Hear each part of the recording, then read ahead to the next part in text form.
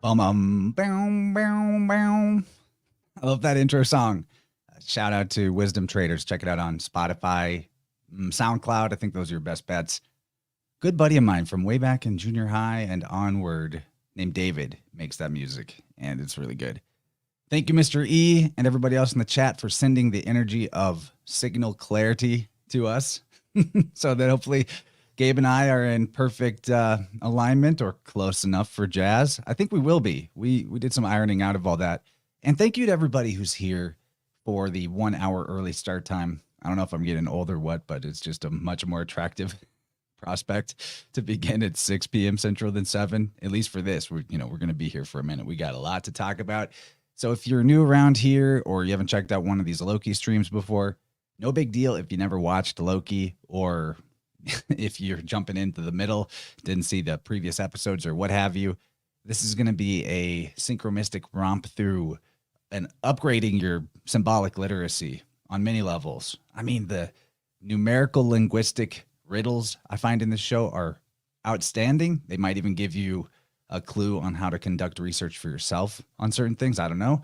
I feel like this process has taught me a lot about how the code of numbers and letters that underlies all reality operates and how it all fits together. Still have no idea who's doing it, if it's the writers or AI or demons or God or some combination, but I'm excited to get into it. So we're picking up on episode 2 of season 2 of Loki, part 2, 222. And we left off at the point where Loki and Mobius were interrogating Brad and had a big failure, a big blow up. But first, let me kick it over to you, Gabe. Welcome to another Marvelous DeMystifiers. Thanks for being here, my man. Absolutely, my friend. Thanks for having me as always. It's a joy and a pleasure. A couple thoughts on the alphanumeric code of things. I had a strong numerology phase. Things got really intense. I had to walk away. I had to pull the cord. I had to pull the parachute. um, and it's kind of, I'm moving back into that mindset because of the cicada spell. We have a strong cicada season coming with two separate broods. A southern brood and a northern Illinois brood are going to meet for a very rare occasion. It hasn't happened since 221 years ago, and right away, ding, ding, ding, ding, ding, my numerology whistles were buzzing, and it was time to get that hat out and get back into numerology because the cicadas are obsessed with prime numbers, and this is the Pythagorean code.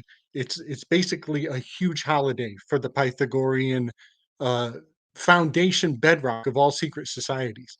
So I did a show with our buddy LeBranch on the cicadas, so they are on my mind. And part of the reason I got into the cicadas was when I found that the Emperor card is the scratchy stick musical instrument in the Capoeira Symposium.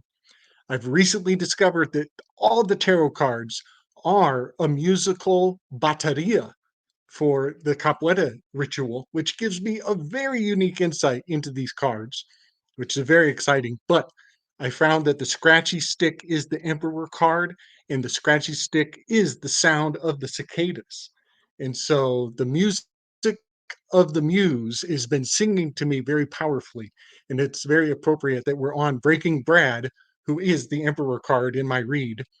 And there is a lot of torturous energy around this individual number 4 personality type.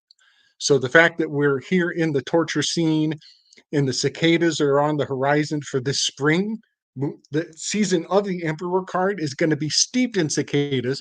And now I even understand the color code of why the TVA is orange, brown, and black. It's all cicaded out, 100% cicaded to the max. Even the when you look out the windows and you see all those the cars flying in the flying cars, that's encoding a cicada swarm. The all the context is coming back to me, and I'm looking at the whole Loki thing. Is this a locust? Is this a locust spell? Are they going biblical on us? And so yeah, I just wanted to kind of bring all of my thoughts from the week up to speed on the fact that the cicadas, the locusts, and the pests, the pestilence is they're trying to bang that drum, and it's right in time, right on time, because yeah, March is going to be so interesting. Well, there was a pestilence time, the Mars being with Pluto up in the sky clock. That's pretty interesting. Everybody is hearing you perfectly clear. You're even in decently high resolution. This is great. We're going to have so much fun tonight. I want to, so man, your cicada weave, just for everybody, for the record, if I don't make an immediate like comment on Gabe's weaves, it's just because I'm too flabbergasted by his train of thought, or I feel like we need to move forward. Not that I didn't like it. But I want to give everybody a little reminder because Gabe's brought up the Emperor card. I definitely see where he's coming from, is like with the Brad character specifically. And my way of approaching these shows has been to look for, since there's 12 episodes, to look for 2 major arcana cards to represent each episode myself. And we have a different research take. What's interesting is that the pattern or the framework that you look at something through, that pattern begins to reveal itself. If it's a pattern that exists in nature, then it's going to show up. So, whichever way you might look at it, maybe I could have picked 2 different cards and found them throughout the episode as completely, but the ones that worked for me really profoundly, thoroughly well was the High Priestess or the Priestess card starting out, and then the Lovers card. So I wanted to remind everybody, these are the numbers and letters that were most I'm most interested in and looking for in this episode, and I found so many examples, it's kind of startling, but the priestess card has the Hebrew letter Gimel, which is the third letter of the old alphabets, the Greek gamma, so it's a G. If you spell out Gimel, it's GML, which equals 73. So we're looking for 73s. But there's, back to your cicada spell, there's a magic with the Gimel, or with the number 73, I should say, that it's the 21st prime number. But if you reverse 73 and you get 37, that's the 12th prime number, which is the reverse of 21. And on top of that, 7 times 3 is 21. So there's some powerful, weird number magic going on. And just looking at things through this lens, you do see some amazing correspondences. So we're going to be looking for 73s and 37s, and to a lesser degree, maybe some 21s or some 12s. I don't think I really looked for a whole lot of 12s, but I did find all of those in the episode. And then additionally, I want to talk about the Zayin that's on the Lovers card, the letter Z, the 7th letter. Zayin Yod Nun is a 67. So that's the other one that I find very, very thoroughly stacked up in this episode. And with that, I will scooch us ahead to where we left off. Look out, man, we had a lot to talk about last time. I'm glad that I was able to hold it down while Gabe had his tech problems, but here we are. So we left this scene where Mobius gets triggered by Brad when they're interrogating him. They're trying to find out where Sylvie is at. All of time and space and reality depends on finding Sylvie. And the secrets he's holding is very much a high priestess idea, because the high priestess guards secrets. And they leave the room because Mobius gets so upset he slaps Brad, and they got to leave. They lost control of the interrogation situation. So here they are hitting the spiral staircase. But as they're leaving, here's an example of the Zayin of this episode. Brad got under Mobius's skin. That's the exact dialogue. He got under his skin. And that's basically a Zayin reference, because that letter in Hebrew can mean to pierce. And obviously, if you pierce something, you're getting under the skin.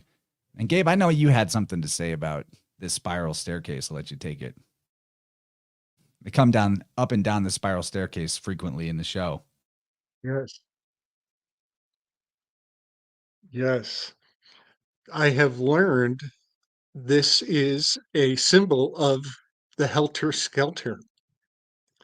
And helter skelter is actually a reference to an old kitchen mechanism a lot of people still know, and that is it's a rack that you store your eggs in so that you can use the oldest egg first and keep supplying the fresh eggs to the top of the rack.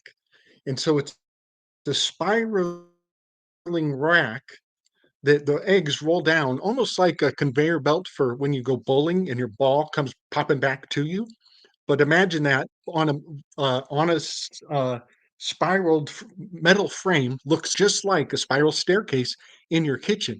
And so something I have come to learn is that social engineers, they love to associate hazard with kitchen implements, because you see the kitchen implement so often, and the kitchen is the place of safety and caution, and mom shaking her finger at you and all these protocol.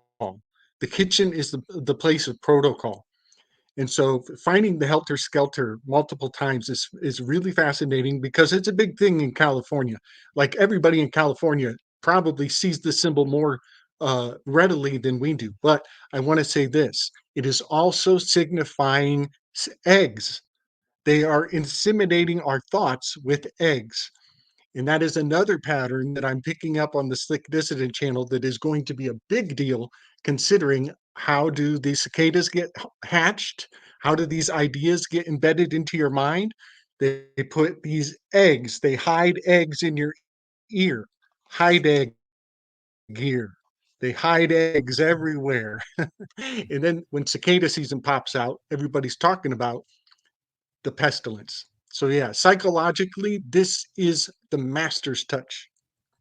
Wow. Well, there's the thing that happens with Edward Bernays and the whole madmen of Madison Avenue and their advertisements that they found in terms of like processed food that comes in a box, instant food type of things, that women were more likely to buy that stuff if rather than the process just being that they, took it out of a box and mixed it with some water and put it in the oven and had boom, you got yourself a cake or you got brownies. Women wouldn't buy that because back in the day, they felt like, well, that's my job. I'm supposed to make the food. What about me? Where's my value?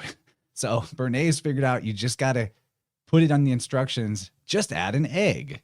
And then if you whip the egg into the mix, they feel like they're doing something. And all of a sudden they started flying off the shelves, the instant brownie mix and cake batter and all that. Totally. I had a thought. This is a nefarious thought. Sometimes I'm ashamed, but that's okay. I'll share this one.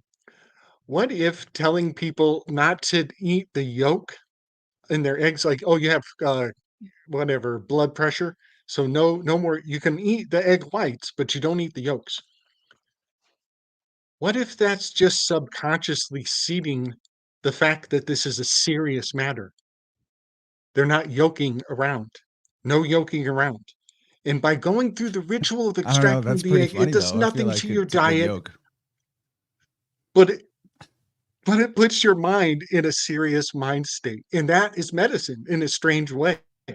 Like, I really think that the language has more potency than any actual changing of your diet. I could see that. I mean, I'm Battlefield tuner. I'm working on people's stories all the time. So in this scene, they start walking through the hallways. Mobius is all flustered, and they arrive at this place in the bottom right, the automat. And Mobius is like, throws his hands up. Where are we? And Loki's like, I was following you. And Mobius was like, I was following you. But obviously, Mobius was in front, so he's so here they are in the automat, and that's another Seven reference, actually. So we've established in the past, other than the fact that seven is the number of Zion, so it's important to this episode, but we've established that Mobius is a seven on the Enneagram with a shadow of gluttony. And to prove that, as it's proven out many times in the show, he unconsciously travels to the place in the TVA that has sweets because he's expressing the shadow, because he's frustrated. He's having a hard time. This whole joke where Mobius is like, where are we? I was following you. It definitely demonstrates that he was following not Loki, but his own unconscious impulse to self-soothe with some seven style gluttony. You could even say Mobius was acting automatically, and it led him to the automat. It's highly important. So let's get into what is an automat, because this is so important. It's from the word automata, which is a self-propelled device that follows a predetermined sequence of operations automatically. It's wild how many layers this allegory goes in this show, particularly this episode, particularly the idea of the sacred timeline, that everything is predetermined and must happen only the way it's supposed to. That's the TVA's original prime directive. And this predeterminism is essentially describing a universe that is a vast automaton, only able to do the things it's programmed to do. So automats, as like a cafeteria, they're vending machine cafeterias invented in Germany and then became briefly popular in the US as well before the fast food revolution really put them out of business. But it's fascinating that these two things are kind of merging in just the recent year or two, as McDonald's, around the time this second season of Loki was being created, had just began deploying its first fully automated locations. What do you know? McDonald's going fully automated. First, it was in Denver, and then they have one in Texas. I don't know if there's more yet, but amazingly, later in this episode, a big chunk of the plot takes place in you guessed it, McDonald's.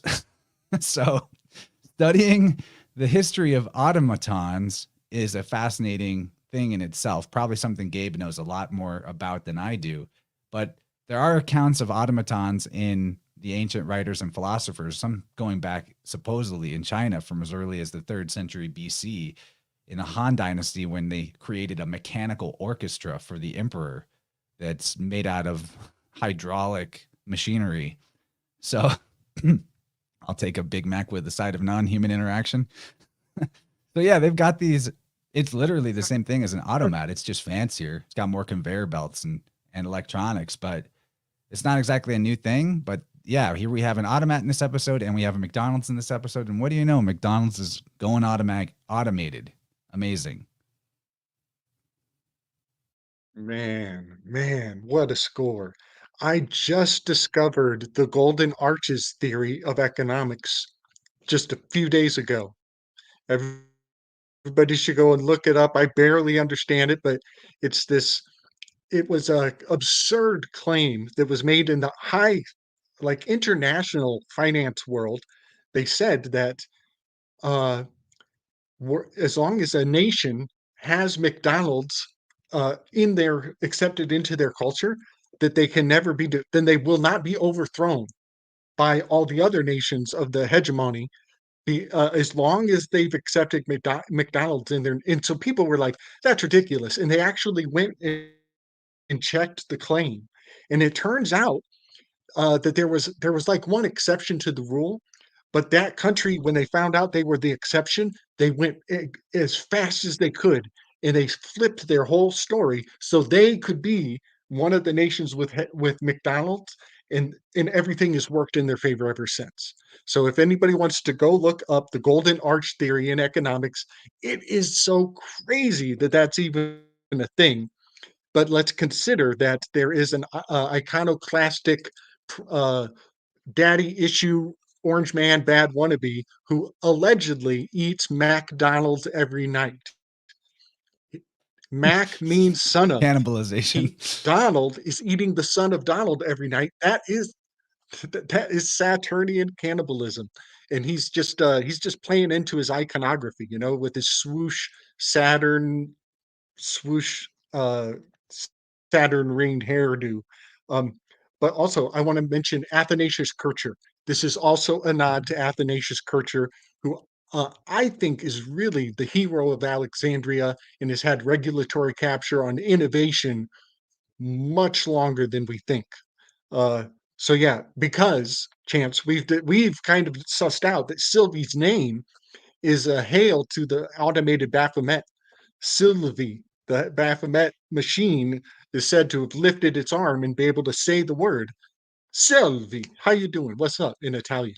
So yeah, I think that's her name. Is all hailing back to Athanasius in his. He had a museum of mechanical wonders. But okay, I'll stop there. Yeah, we need to do like a whole deep dive on that guy eventually.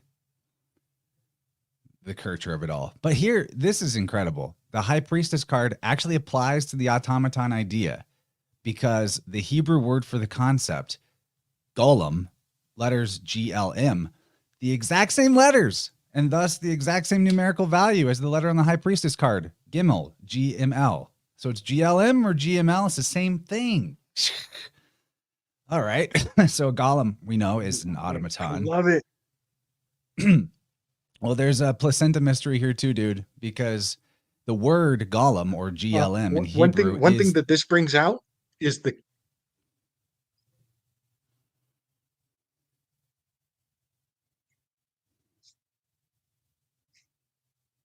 you got it, dude. Go for it. We'll let you get it, and then I'll tell you my other stuff on this. happened me. Okay. I missed a little there. I got zapped for a second. This That's brings okay. up We're the doing great. clean hands of equity. Hera is white-armed Hera. Nice. White-armed Hera. She has clean hands, and uh, her scroll is, in my read from the Greek lens, that scroll is Peloponnesian War, the history of the Peloponnesian War, and it has the history of what equity means, and that is that you have your hands clean from a crime, and you don't have. There's no proof that you did it. It was influence that cannot be proven. That had somebody else do the dirty work for you. That's what a golem is. A golem is designed to operate in the public, so it can go and cause a disturbance, and then the public will come to you and ask you to fix it. And so this is also what your ID is. Your wallet is your permission to be in the public, causing a disturbance, operating in the public. And once you put your golem out there, it's answering for your actions. And so the golem is it's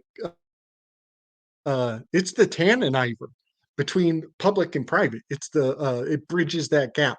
So it's perfect for the golem to be associated with Hera because she has the secret to working in equity and keeping your hands clean. And that's what the priest does. He stays in the shadows while the golem goes out in the public. There's a lot to what you're saying, man. Let me validate that. So you're talking about the golem being, in a sense, a straw man that it operates on your behalf in the public while you stay in the private, right? Or in the case of, you're talking about the priesthood doing something to program society in a problem reaction solution way, well, they're making an automaton out of the public with this programming as well. But dude, the placenta mystery of it all, right? Because you have, in the whole legal sorcery of things, you trade the placenta and afterbirth to the state and you get the birth certificate, which gives you the corporate personhood. But the golem, GLM, it means an unformed mass or lump of clay in like biblical Hebrew. That's one of the things it can mean. It can also refer to a fetus or embryo, and literally refers to that in the Bible sometimes, like when God knew me before I was born and all that in like the book of Psalms. So what do they do in the folklore to animate the golem? It's a lump of clay. They put letters on it. So this is your clay tablets with the first writing impressed upon it. You know, this is the straw man. The golem is the straw man. It's the fiction, the two-dimensional identity, right? There's so much going on here. And we've covered how in previous episodes how many ways that this show tells you exactly about this legal sorcery of the name. I mean, we have the character Renslayer for that. You'll go back to previous episodes and you'll see exactly what we're talking about. The fact that the golem is referred to as an image endowed with life. That means that the Genesis Adam is a golem by definition. Psalms 139:16, it says in Hebrew, your eyes saw my golem, or translated as unformed substance. Your eyes saw my unformed substance, aka golem. You saw me before I was born. Every day of my life was recorded in your book. And there's your clay tablet. Every moment was laid out before a single day had passed. So this is the automatic universe and concept that people are God's golems. And that's not what I believe necessarily, but it's there. And the automaton or the golem question is probably the biggest underlying theme of the entire show, every episode. Questioning, do we have free will? Or are we just cogs in a machine life, an automaton universe that's fully predetermined? Or is the truth somewhere in the middle, a blend of both? I'm kind of in that camp. But the very first episode, you see I have a little screenshot of it at the top right. Loki gets scanned when he enters the TVA. He enters custody, and they want to check if he's a robot. And he has a moment where he wonders, am I a robot? And I don't know it. And that little moment encompasses the whole question that Loki, the show, is asking as a whole. And here's Mobius and Loki, who came to the automat following an unconscious drive or program. And the only choice in the whole thing, the whole automat, is a key lime pie. So there's not actually a choice. There's just the one thing. And wouldn't you believe it? I don't know who else watched the Superb Owl last night, but there was one commercial they showed more than one time, other than the Chinese Temu commercial, which was hilarious, by the way. There was no subtext at all. It was just like, shop like a billionaire, we'll give you slave labor prices so that you can feel like you're rich. It was like the most overt. They don't understand, it's not their first language or whatever. But there was another commercial where, I don't know, some old washed up hag actress, no offense, whoever you are, maybe you're very nice. She's calling some customer support line and she's like, are you a robot? I want to talk to a human. And the person on the other end is like, no, I'm a human. Are you a robot? And she pauses for like a really bizarrely long time for a commercial. And she goes, I don't know how to prove if I am a robot or not. They showed that commercial more than once. So the with all the AI stuff that is thrust upon our society and the fiction, the science fiction that there's going to be an artificial consciousness that's like us, which is totally fiction. It's all algorithm based. It's not like us at all. But what really the secret about it is that humans get roboticized. Humans get made into automatons through programming. It's not the other way around. You don't make the machine human-like. The humans become machine-like. So it really made me laugh because I had all this on my mind that the Super Bowl has a commercial about not knowing or being able to prove if you're a robot or not. It's ridiculous. Looks like you want to jump in. No, yeah, man, yeah. Uh, so s- something about the Golem working in the public versus the private.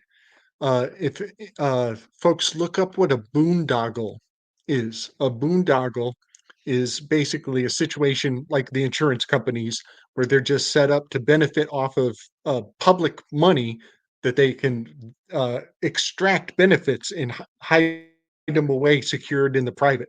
So the boondoggle is also a golem. Um, and you mentioned fetus, bona fides.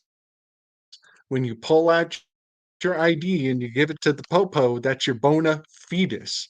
And so the faith that's operating in good faith when you just give it up and show them your little homunculus straw man. So that fetus is the faith when you show bona fides. And then also the NASA logo, the one that is spelled all in one line, is called the worm logo. WORMLOGO is an anagram for our golem. OWRGOLOM, our golem. And that's exactly what NASA is. It's a boondoggle that they're using that logo as to extract money to the private for themselves. So yeah, the golem is all revealed with NASA to the max.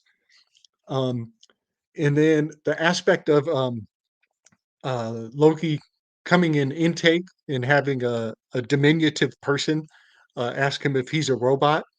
I just got to mention that isn't it fascinating? We have another president with the name with Joseph Robonet Biden. His name is Robo and Net. It's so amazing how people actually believe that these are the names of human beings, when in fact they're just power implements. He's literally putting a Bident and a hunter's net in his hand up on that stage. And I'm not giving power to that actor. I'm talking about the iconography and the collective channeling of attention that the presidential mantle uh, imbues, regardless of what that old man is really all about. So, yeah, his name, again, has the name Robo in it, just like Reagan was around when they were putting Star Wars ray guns up in the sky. They're putting these in your heavens. They're putting these words in your heavens very functionally. Yeah, buddy. Yeah, and the actor that plays Biden. I mean, I say actor because he just looks like how somebody would act if they were trying to act like they had dementia in a comedic way. I think it's all comedy. I think that's like the comedy and tragedy of it all. I think it's all intentionally comedy, and then people interpret it as tragedy, and that's on them. Like it's this weird. It's a very spiritual Yes, thing. yes. It's a tangent, maybe I not to go I down, want but go ahead. I want to yeah. I want to maybe we could summarize it with the term militarized irony. I think it's Yeah, militarized irony. It's so bad that weapons it's are made that of it's iron. on them if they believe it, that it's actually yeah, man. It sometimes stupidity should hurt. I feel bad when people I love fall for it too. Right. It's Socratic irony. I mean, that's what even conspiracy culture is in a lot of ways. where the conspiracy narratives are woven into society and given to people who are credulous, and then they run with it because they know one thing, that they don't want to believe what everyone else believes. I'm not a conformist, I'm a punk. Meanwhile, the whole punk movement is run by the Tavistock Institute. Like we talked about that in the previous half of this episode. The Socratic irony is where you basically you feign ignorance, or you do some sort of a feint that entices the other person into making a statement that you can then challenge. And that's what it is, because like you give people enough everyone in Hollywood is a tranny, and then you get them to believe that, even though maybe like a lot of them are, maybe Michelle Obama really is, looks like it, but then you give them that statement, and they start saying like, well, Chris Pratt, he's a tranny, but you can challenge that statement, or Owen Benjamin's a tranny. You can definitely challenge some of these statements. So you seed somebody who's credulous with their by acting in a certain way that causes them to then make statements that can be challenged, and then it discredits everything else they say. That's basically, in a nutshell, how truth is hidden in plain sight. It's seeded into conspiracy culture along with a bunch of bullshit, and people repeat the bullshit and the truth, but then the truth can be disputed because it's mixed in with all the bullshit. Big time. Now, I want to highlight this comment from the great Old World Micmac, who said, robot, L to R switch, lobot, lobotomy. Robotomy, lobotomy. It's the same thing. It's the same idea. Your humanity, your agency being replaced by a program, and lobotomy does the same thing. Scrambles your frontal cortex. No longer have that thing, that higher mind that makes you human. It's very much so the case. Well, I think we gotta keep going forward, dude. We got a long way to go. So they get into this. They get into the automat, and everything's key lime pie. The pies are in these little boxes, a little pie house. This is probably why they call the mouth the pie hole, right? Because the letter pe, or in Greek pi, it means mouth in Hebrew. And thinking about this box that the pie is in, this house that the pie is in, made me realize the letter pe has the letter bet hiding within it. So here's at the top, the Hebrew letter pe, their letter P, and you look at the shape of the inside of the outline, and it's an awful lot like the letter bet. And we also know from our philological studies, and that we've talked about in many episodes, you can swap P and B. Those letters switch in certain languages. And here you see that they're actually like this strange cutout of one another.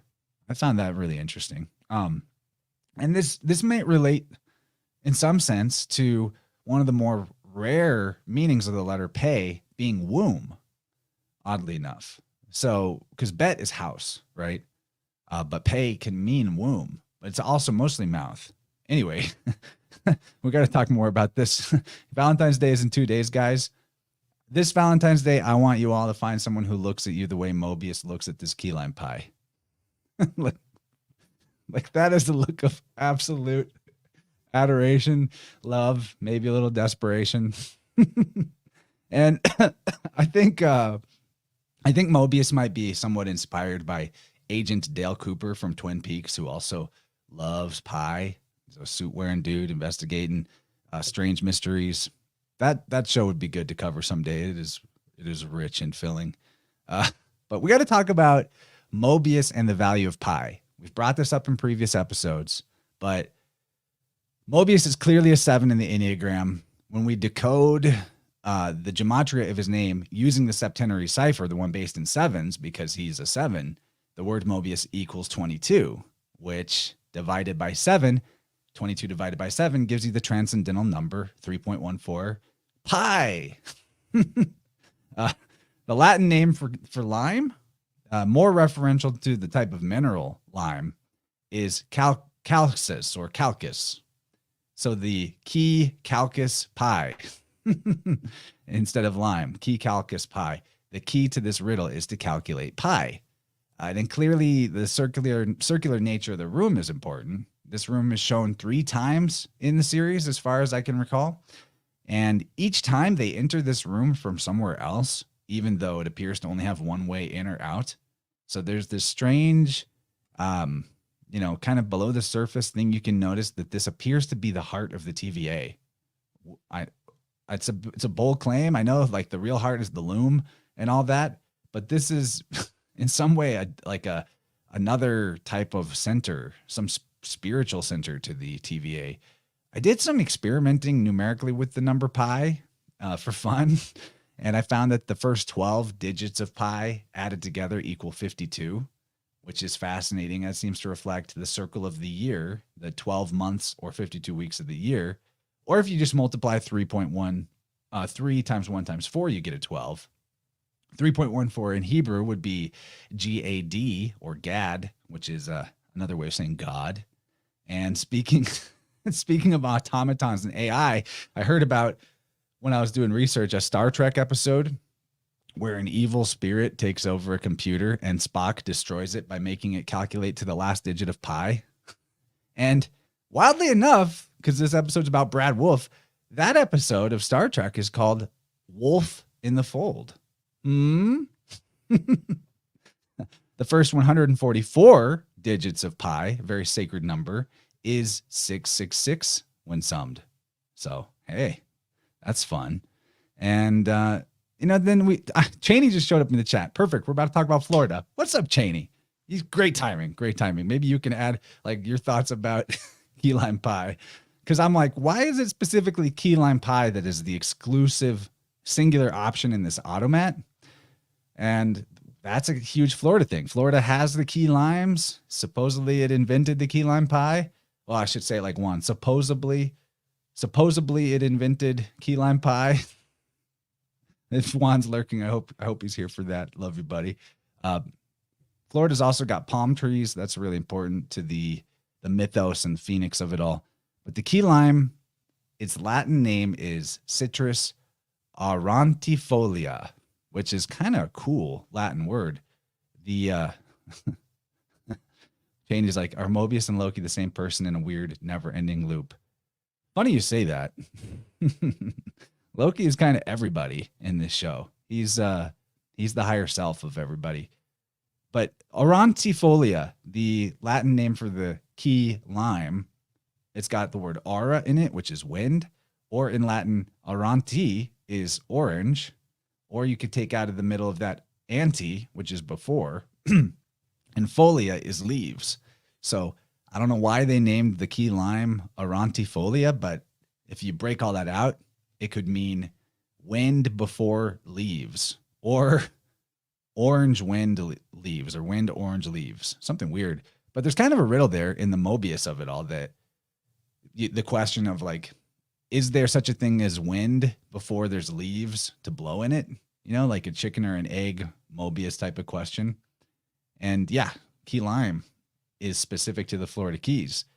And Mobius himself, he's completely refreshed and renewed by the key lime pie.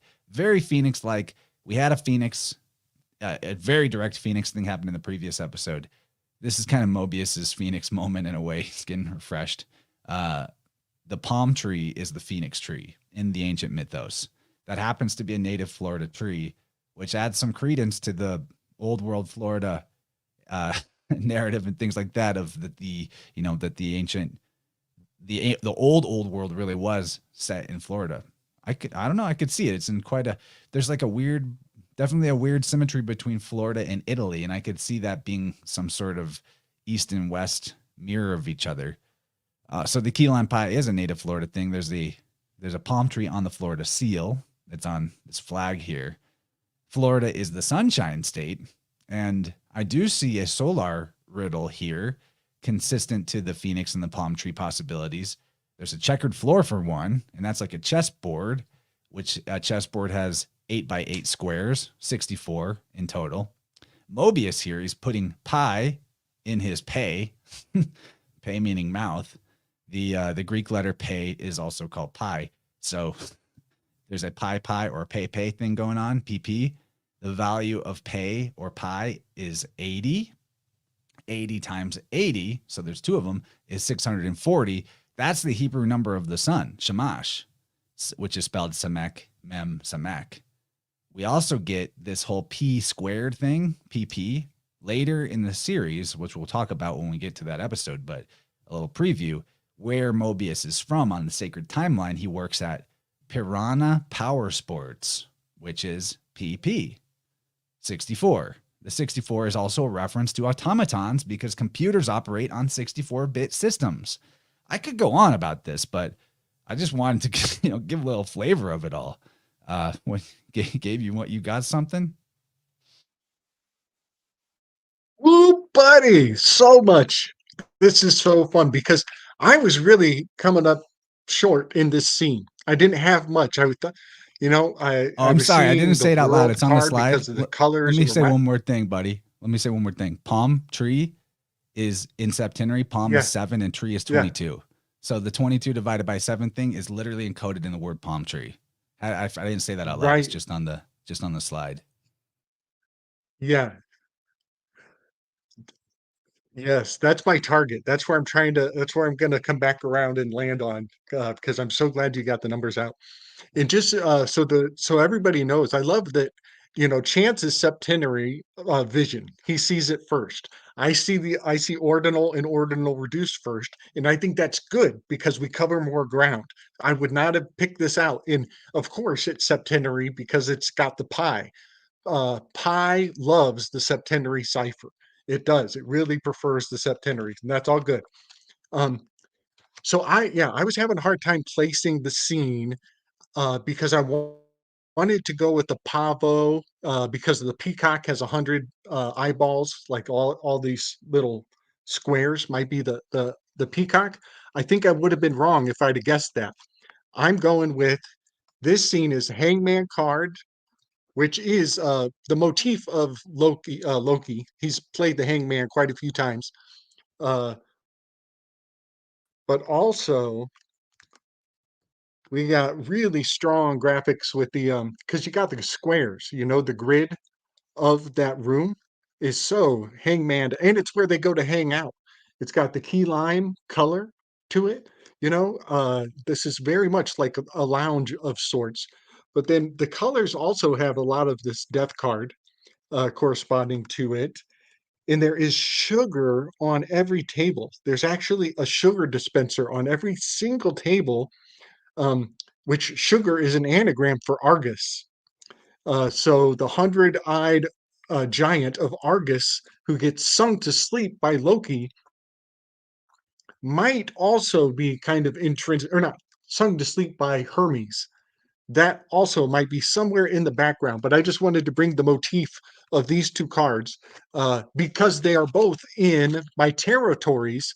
They're both correspondent to Scorpio, which is the Florida, the whole state of Florida is the flaccid Scorpio tail of the United States. Hangman card, death card, bingo, bango. Now let's subtract the word palm from the word tree. 22 minus 7 gives you 15. How many books are in the books of Psalms? Psalms has 150 chapters, 1 5. And then you multiply 15 by itself, you square 15, and you get 225. That's the orbital period of Venus. So yeah, it's a whole lot of sacred numerology all right up in here. Dude, Cheney just dropped this in the chat that she counted the pie boxes on the wall, at least from what we can see in this shot. There's 52, 13 times 4. So there's the 52 that I was bringing up when. Oh, yeah. Where did I even find? Oh, yeah. The first 12 digits of pi equaling 52. Damn. Thanks for the super chat, Rachel. Thank you so much. Nice. The best supporter. I love you, Rachel. You're the best. I'm having fun. Okay. So I want to, since we're talking about the solar encode of the 64 and Shemesh 640, well, if we're going to look into 73s and how 73s relate to the Gimel, the Greek letter gamma is the equivalent to the Hebrew Gimel. And when you look at the swastika, which is a symbol of the circuit of the sun, it's 4 Gimels. 4 times 3 is a 12. Each G being like 3 months combined into 4 seasons.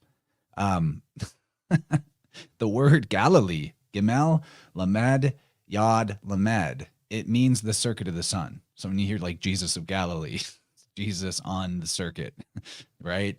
That's it seems clear that he's like the sun of God. So the thing that programs the universe with its energy is the sun, and it does that in the circuit of the seasons with 12 stations representing the different parts of the program of the year. The swastika being made of 4 gammas or 4 threes, 12 months, 4 seasons of 3 months each. Got to shout out Dylan for mentioning this swastika made of 4 gimmels or 4 gammas in the last episode. That was a great clue. Highly relevant. Love that. And then in this scene, there's a role reversal where we're calling back to the first 2 episodes of season 1 where Mobius was psychoanalyzing Loki and trying to help him find the good in himself while he's in a dark place. And now the tables have fully turned, and Mobius is in a dark moment and depressed and being encouraged by Loki to find the good in himself. So that's a Mobius loop in and of itself. Mobius admits that his blow up at Brad, where he slapped him in the face, was not tactical and he lost it. Loki empathizes with him by recalling the alien invasion of New York from the Avengers movie, where he also lost it.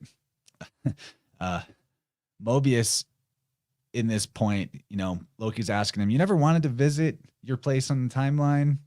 And Mobius says it's the last thing he should be thinking about. "I'd like to thank the guy who kidnapped me and brought me here, got me this pie." So he's in deep denial of the truth. He does not want to know who he is in the real world. He's purposefully staying asleep, which is why Brad's verbal jabs about, "You need to wake up, man," were able to trigger him so profoundly. Mobius, you need to wake up. And what I see in this show is a clear correlation between Mobius and Morpheus. The word Mobius allegedly comes from a German mathematician of the same name, but I wonder about that because it has a huge similarity to the word Morpheus. You just do the PB switch and maybe a little accent that gives a bit of an R sound in there. Just a slightly different way of saying it. And Mobius becomes Morpheus or vice versa. Morpheus is the god of dreams in Greek mythology. So the guy who came up with the idea of the Mobius strip mathematically, according to the mainstream narrative, his name is August Ferdinand Mobius. And his name August is the name of the 8th month. The glyph for the number 8 is identical to the limniscate, aka the infinity symbol, which is a representation of the Mobius. When you really think about it, other than the fact that Mobius and Morpheus are basically the same word with the PB swap, totally allowed in philology, Morpheus, the Greek god of sleep, right? But his name comes from the word for forms, morpho. And when you think about the parallel of Mobius as Morpheus and Loki as Neo, I mean, it lines up. It really lines up because he's waking Loki up from the illusion of his ego that he was a villain and, non-rehabable. The idea, though, of the Mobius strip goes back to the god Kronos, or sometimes the Greeks called him Aeon. So the macrocosmic allegory here that I read out of all this, especially when you're comparing Mobius and Morpheus, is that the god of time, the creator of all forms, Morpho, he fell asleep within his own creation and he doesn't want to wake up. Instead, opting to experience the endless metempsychosis or reincarnation on the wheel of time and the program of the zodiac.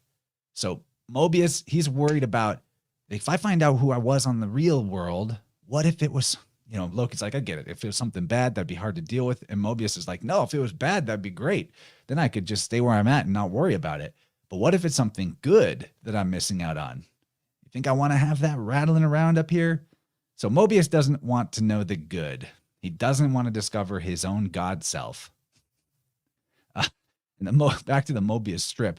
That word strip, it means to remove the clothes or deprive of covering. So the Mobius strip is a symbol that uncovers the nature of time, taking it from the idea of a line into a cycle, a repeating cycle. The god of time, the repeating cycle, Aeon.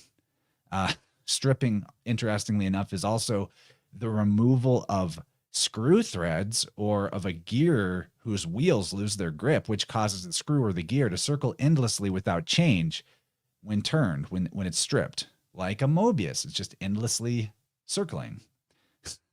Amazingly, I was looking into it, and history's famous people with the last name of Mobius, turns out they're almost exclusively mathematicians and astronomers. So that's weird. Another fascinating concept, too, is the B to V swap in philology, which turns Mobius, swap the B into a V. What do you get? The movies. Then the TVA is the TV. Don't forget, he's dedicated to the TV, and a movie is projected. Wow. Right, and what's a movie? A movie is projected by a film strip on a wheel, which is a Mobius. Mobius. It's wild, dude. There's so many levels to this. And also, Mobius is what you put over a child, a mobile.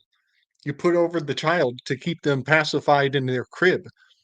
So that also has a Mobius Helps him aspect. sleep. And Morpheus helps him sleep. I Yes, yes. This is so fascinating how entertainment is also entrainment, and they can run these patterns over and over. But on another level, I do appreciate seeing a film multiple times and going deeper and deeper into analysis of the film. That really is part of the beauty of this on one side of my mouth, I'm like, yeah, they're infantilizing us, and on the other side of my mouth, I'm like, I might have to watch this again to get to get deeper. So yeah, that's pretty good weave, man. We have permission to have fun. I think that's a big part of why God stays asleep at the wheel, so to speak. Returning to the metempsychosis again and again, your higher self, just continuing to run the drill. I mean, if you want to watch a movie multiple times, isn't that the same idea as reincarnating multiple times? I think so. And there's always more to get out of it. There's always layers of synchronicity that weren't intended but emerged through anyway. And there's different patterns. And then once you start to pull on the threads of those patterns, they just start to explode. There's so much. Yeah. Oh, nice one. So, so Beyond I sent language you, says form I and sent you, morph. Form and morph. Morph means form, and form is a anagram of morph. That's really good. Good stuff.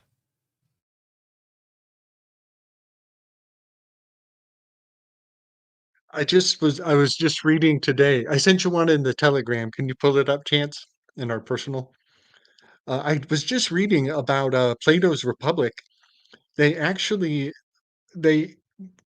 decided not to call it Plato's realm of ideas. They used specifically the word forms, probably because they have that morphic, not decided. They're not as cut and dry as we think they are at higher orders of thinking. So, yeah, they did not call it Plato's realm of ideas. And if you think that you can get in and understand it as a realm of ideas, you're missing the mark because it's more nebulous than that at these higher orders of thought. And that's why it's the forms and not ideas. Okay. But I just wanted to weave a little bit on the cicadas because just a second ago he said, remember when I got all upset and I dragged a bunch of aliens down and took New York hostage? That is triggering our memory to the cicadas, all those monsters flying and blacking out the skyline from the old Marvel series. They don't even have to spend the money to give you a flashback. All they have to do is sit back and eat pie and say, yeah, remember when I did remember that episode? And there's a flash in your mind. So I just wanted to put that reference back to the Age of Ultron into the context of the cicadas again. They very subtly seeded a sky horizon covered in insects and disgusting bugs. And it's so fascinating that the cicadas actually look like those aliens from that series. Like their crusty, crazy looking shell is correspondent to whatever those aliens were. And everybody's talking about UFOs. It's going to be a wild spring. I'm just glad I know it's all part of the show. Man, it's like looking into cicadas of New York because 2012 It's like, did cicadas come out in 2012 in New York? One of them is called there's different species, right? One's called Neo Cicada hieroglyphica. Hieroglyphica. Well, the hieroglyphic cicada. Double. Hieroglyphica, hieroglyphica. So weird. Town. Yeah. Wow. There's something up there. Wow. And then some of them are called pharaohs. That's a trip. That's a trip. So back to where we're at there, they drop the subject about where Mobius comes from on the sacred timeline, and they begin theorizing about what Brad Wolf may know about Sylvie and what his motivations are. They decide Brad probably did find her, but he didn't turn her in because he wanted more time to live out his best life as a famous actor on the sacred timeline. So they agree to take another run at Brad, and this time with godly mischief up their sleeve. Oh boy, you're going to love this, dude. Whew. Okay, Gabe, ready? So then we get a cut to the Loom, the room where the Loom is at, and we get a Rukin figure of Ouroboros entering the room. The Rukin figure being the shadowy backlit shot, and it, like, the famous Rukin figure is on Mount Brocken, where there's a Brocken Spectre. Ouroboros, by the way, his name's identical to the idea laid up in the name Ouroboros. So he's entering this Loom room with his device intended to fix it. And then the next thing we see after his Rukin figure is the Loom itself. And it's got this like rainbow spectrum thing going on that's exactly color-wise, and like the radiance and circles of it all. It's exactly like the Brocken Spectre of Mount Brocken. And I don't remember what Gabe has had to say in the past exactly about correlating the projection that happens when you stand on the peak of Mount Brocken and look down at the clouds below, and you see your own shadow with this specter of rainbow, this halo, or they call it glory, on yourself. But anyway, the Brocken Spectre, I know Gabe will probably fill us in a little better, but it is definitely akin to the idea of television, which the TVA represents. And when we see the symbol of the Brocken Spectre and this glory effect as the Loom is producing, we also have the idea of chasing your own shadow or chasing your own tail, which is what Ouroboros means, is the snake eating its own tail. It's what he's doing, because it's established in the scene that he needs to fix the Loom, and to do that he needs the temporal aura of the person who created the TVA in order to fix it. So he's at the end and he's trying to find the beginning. The snake chasing its own tail. And there's this poem from Samuel Taylor Coleridge called Constancy to an Ideal Object. And in the conclusion of the poem, the image of the Brocken Spectre comes forth. He says, "And art thou nothing? Such thou art, as when the woodman, winding westward up the glen at wintry dawn, where o'er the sheep tracks maze the viewless snow mist weaves a glistening haze, sees before him, gliding without tread, an image with a glory round its head. The enamored rustic worships its fair hues, not knowing, nor knows he makes the shadow he pursues." So the Brocken Spectre, in poetically, and this isn't the only person who said this, Jung says it, like, poetically it represents chasing yourself. Carl Jung, in his book Memories, Dreams, Reflections, he writes, "And I had a dream which both frightened and encouraged me. It was a night in some unknown place, and I was making slow and painful headway against a mighty wind." Ouroboros. Aura means wind. "Dense fog was flying along everywhere. I had my hands cupped around a tiny light, which threatened to go out at any moment. Suddenly I had the feeling that something was coming up behind me. I looked back and saw a gigantic black figure following me. When I awoke, I realized at once that the figure was a specter of the Brocken, my own shadow on the swirling mists, brought into being by the little light I was carrying." So this is so key to Jung's entire philosophy, that there's your shadow is chasing you as much as you're chasing your own shadow. And the shadow is the part of yourself, the unconscious part of yourself that is beyond your control. And it comes in many forms in life. It's the events that you never wanted to happen and they happen anyway.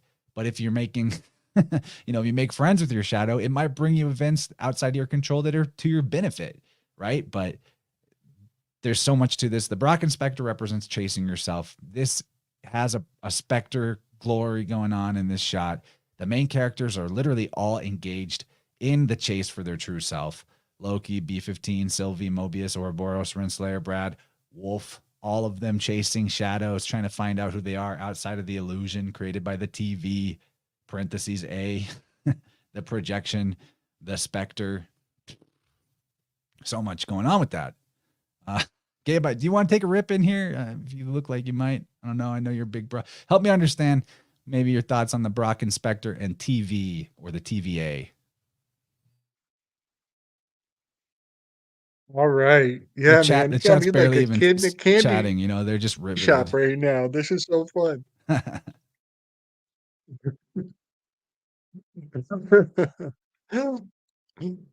I love that you reminded us of the fact that it's the glory. The halo of the Brocken Spectre is called the glory, and that is a reference back to Cleo, the muse of history. Um, and uh, yes, when you stand on Mount Brocken, not only is there a shadow, but the shadow is encased in a beautiful rainbow effect as well.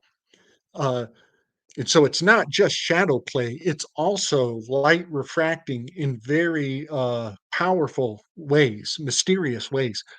That location, Mount Brocken, is ground zero for the meeting of the witches. Originally in mythology, in many of the countries in that area, they believe in this sacred meeting of the witches, the flight of the witches, where they would all get together for these ceremonies and rites and rituals to meet in the psychic space. And of course, the Jesuits believed they were getting it on with the devil. Well, it turns out some of the magic potions they were using on their broomsticks were going in the other end to circumvent the digestive system. So some of the medicinal applications of these psychedelics were actually pretty much true. Some of the craziest parts of the witch trials are actually true, and that's profound. That there were people using broomsticks to apply medicines that took them to places I don't ever want to go. But so the broomstick of this torch becomes highly psychedelically significant. And all of the plausible deniability of, oh, witches and brooms, yeah, that's silly. No, no, no. You just weren't adult enough to think your way through this. Those broomsticks were medicinal application devices. This gets so profound.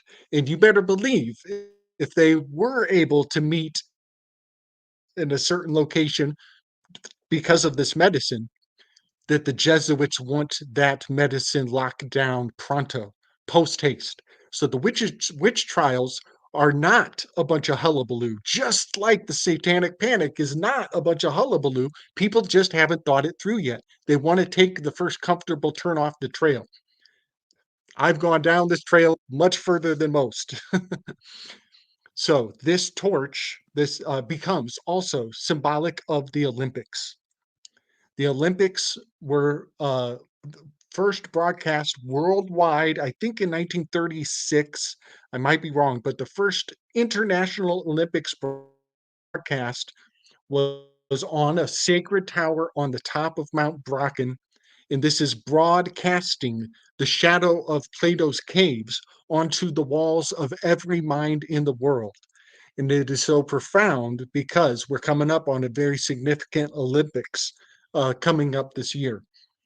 So yeah, they are signifying again the passing of this torch. And in the language of the muses, a torch is a symbol of receptivity. If you are receptive to the propaganda of the day, then you're holding a torch waiting to be signified from your PCR test. You're like, yeah, you're standing in line and you want to hold that torch. You want a freedom torch and march along it with the collectivism of it all. So the secret is not to be receptive to the spell. Don't be holding the torch for the next campaign that's coming your way. All right, big weave, big weave.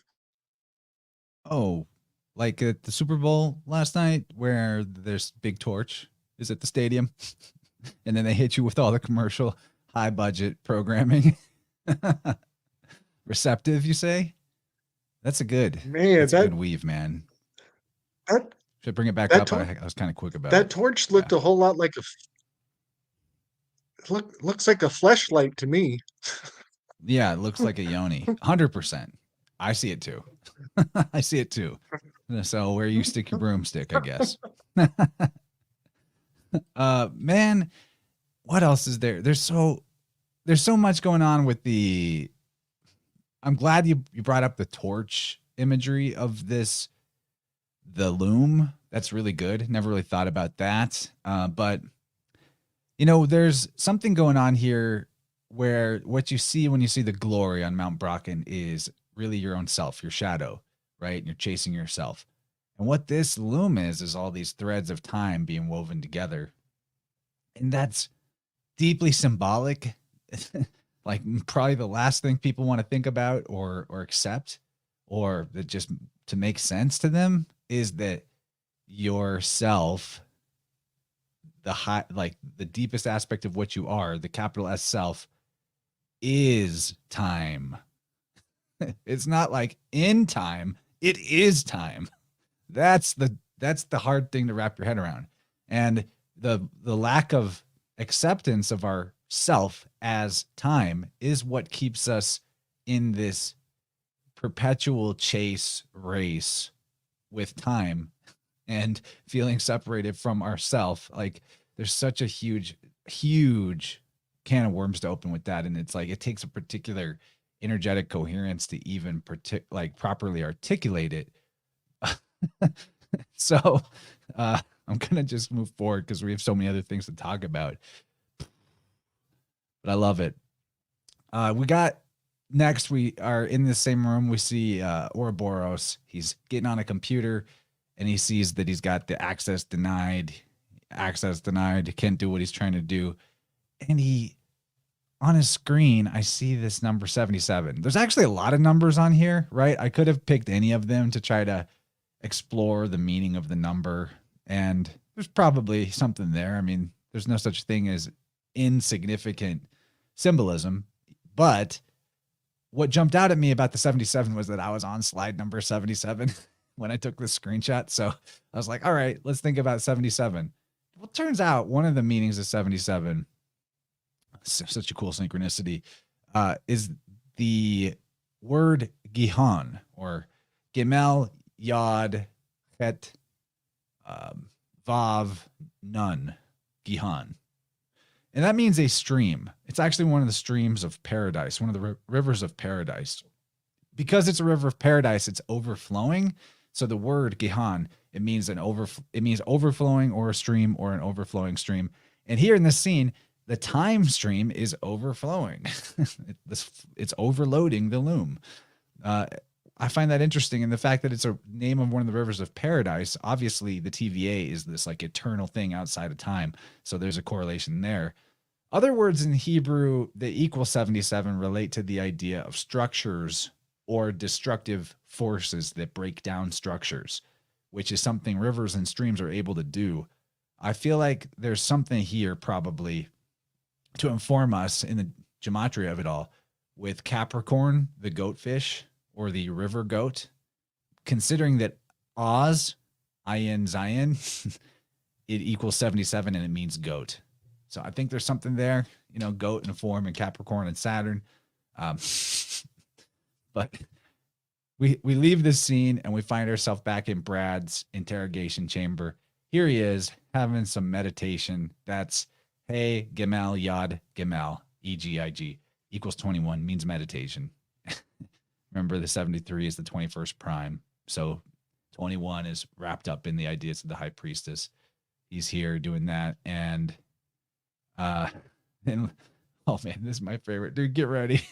Loki and Morpheus roll into Brad's room with a weapon, a Zion, to extract. They're there to extract information from Brad that they need. Zion is 67. 67 is the goetic demon Vina, which occultists say has the ability to answer questions on secrets, witches, and events past, present, and future. Well, Sylvia's a witch, and they need to know the secret of where to find her, somewhere in the past, somewhere in the present, or the future. So they're seeking understanding, which is the Kabbalistic Sephirat known as Binah. Binah is understanding. It's the same word as Vina with the V to B swap. And even though the Hebrew spelling of Binah is different than Vina, it still equals 67, which shows the wild level of numerical consistency for these concepts in Kabbalism. And I thought, it's interesting that Sigmund Freud, who did his own sort of interrogating to seek understanding, well, he's from Vienna, pretty much the same word as Binah or Vina. Incredibly, Sigmund Freud equals 67 in septenary gematria. I did not know that until I thought of Vienna, just because it sounds like Vina. And then I thought of Freud and I added up his name. Unbelievable. Unbelievable. It's a 67. Unbelievable. Wow. Wow. And do you see Dude, this demon is huge. Vina? This illustration of the demon Vina on this horse? Do you see like the similarity of Loki pushing this machine in and the lion-headed demon riding the horse? And we see this again later in the episode, actually. So don't let me forget about the lion and the horse. It has to do with a lion and a boat that shows up later to just sort of double encode this Vina goetic demon. Okay. All right. So the sixth prime number is 13. The seventh prime number is 17. Those are the categories of the cicada broods that are coming to make everybody go crazy. So we've established that earlier, that the 6 and the 7 are the two numbers of the cicada brood cycles that are meeting up for the first time in 221 years. The vanity, I want to mention the vanity of of Brad. They're about to churn out the vanity and get the wine. They're going to put him in the wine press and get him to whine and complain, and he's going to cry, and they're going to loose those tears. Freud is known. He is indelibly infused with the umbrella. Specifically, somebody, I forget who, they said, the last thing I want in my life is some shrink with a Venetian umbrella. So somebody put an umbrella in his hands, signifying that it's sexual. So they put some kind of umbrella in Freud's hands because it extends, it opens up, it gives, gives shadow, it brings out shadow, all these aspects of the umbrella. But the fact that Freud's name and Vienna and the Bina, dude, this is a huge umbrella of thought that many and grapes people come off of still a subscribe vine. to. The grape of it all. They're talking about they're pressing Brad in like a wine press. Did you know back to 73, the Galilee, that's where Jesus did the water to wine miracle, is a place called Galilee. So 73 also is holding the idea of the water into wine. Totally. Yes, yes. Wow, man. That Bina and Freud are forever woven together right here. This is so profound. And the 6 and the 7 of the cicada thing is kind of alarming to me. But this is great. This is great, man. It was alarming to me because I was just like, I'll just type it into the gematria calculator. Who knows? Maybe there's a remote chance I'll get a 67. Actually, it was a 67. Unbelievable. So I just love that. I mean, the Freud of it all, he's seeking understanding, interrogating people, psychoanalyzing people. So cool. Uh, okay, so I also want to point out that in this interrogation chamber, this is something Jennifer noticed. So shout out to her. I probably don't give her credit to all the ideas that she supplies to these things. As as she said in the chat, I was talking about the Freud sync all day after I found it. Just it blew my mind.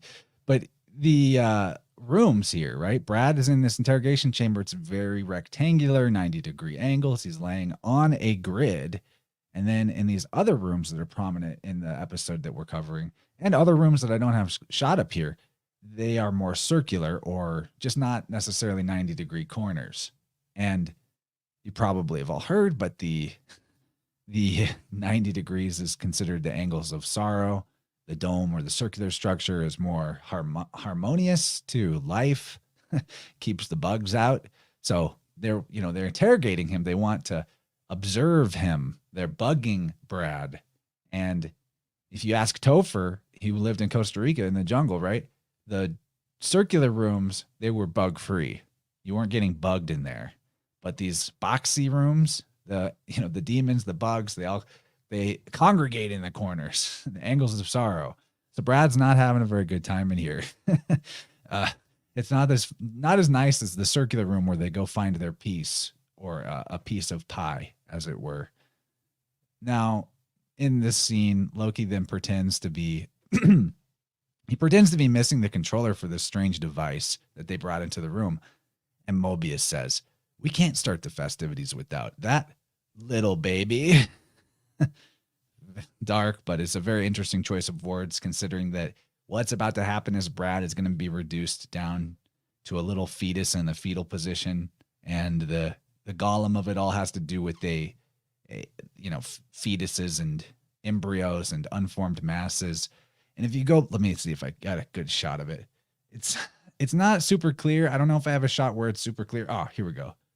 This device, I know maybe this is just where my mind went, but I thought there's a very vacuum-esque type of feeling to like the pipe or the tube that's coming off this thing. And considering that in this episode, a bunch of branches off of the sacred timeline later in the episode that have just formed, they've just been born, are pruned, there's very much this threat of abortion, and abortion being how population control is managed, and how people are coerced into giving up what the state or the mafia wants. They go after the kids, right? So they're going after Brad's kids in a sense. There's something going on with that. Oh yeah, and this room was labeled CCC. So it's like, it's C cubed. There's that's a very squarey thing going on. So there's Mobius leaves the room to go get the controller for this weird device. Loki locks the door behind him, seeming to lock him out of the room. And they play act it very well. And he fires up the device. Oh, and why I said that this retro Zamboni vacuum thing reminds me of a threat of abortion or vacuum is because they do that. They actually vacuum the child out of a woman at a certain stage. So that's, I know that's not fun to think about. I'm sorry, but I see that I'd see that on the symbolism. It just is there.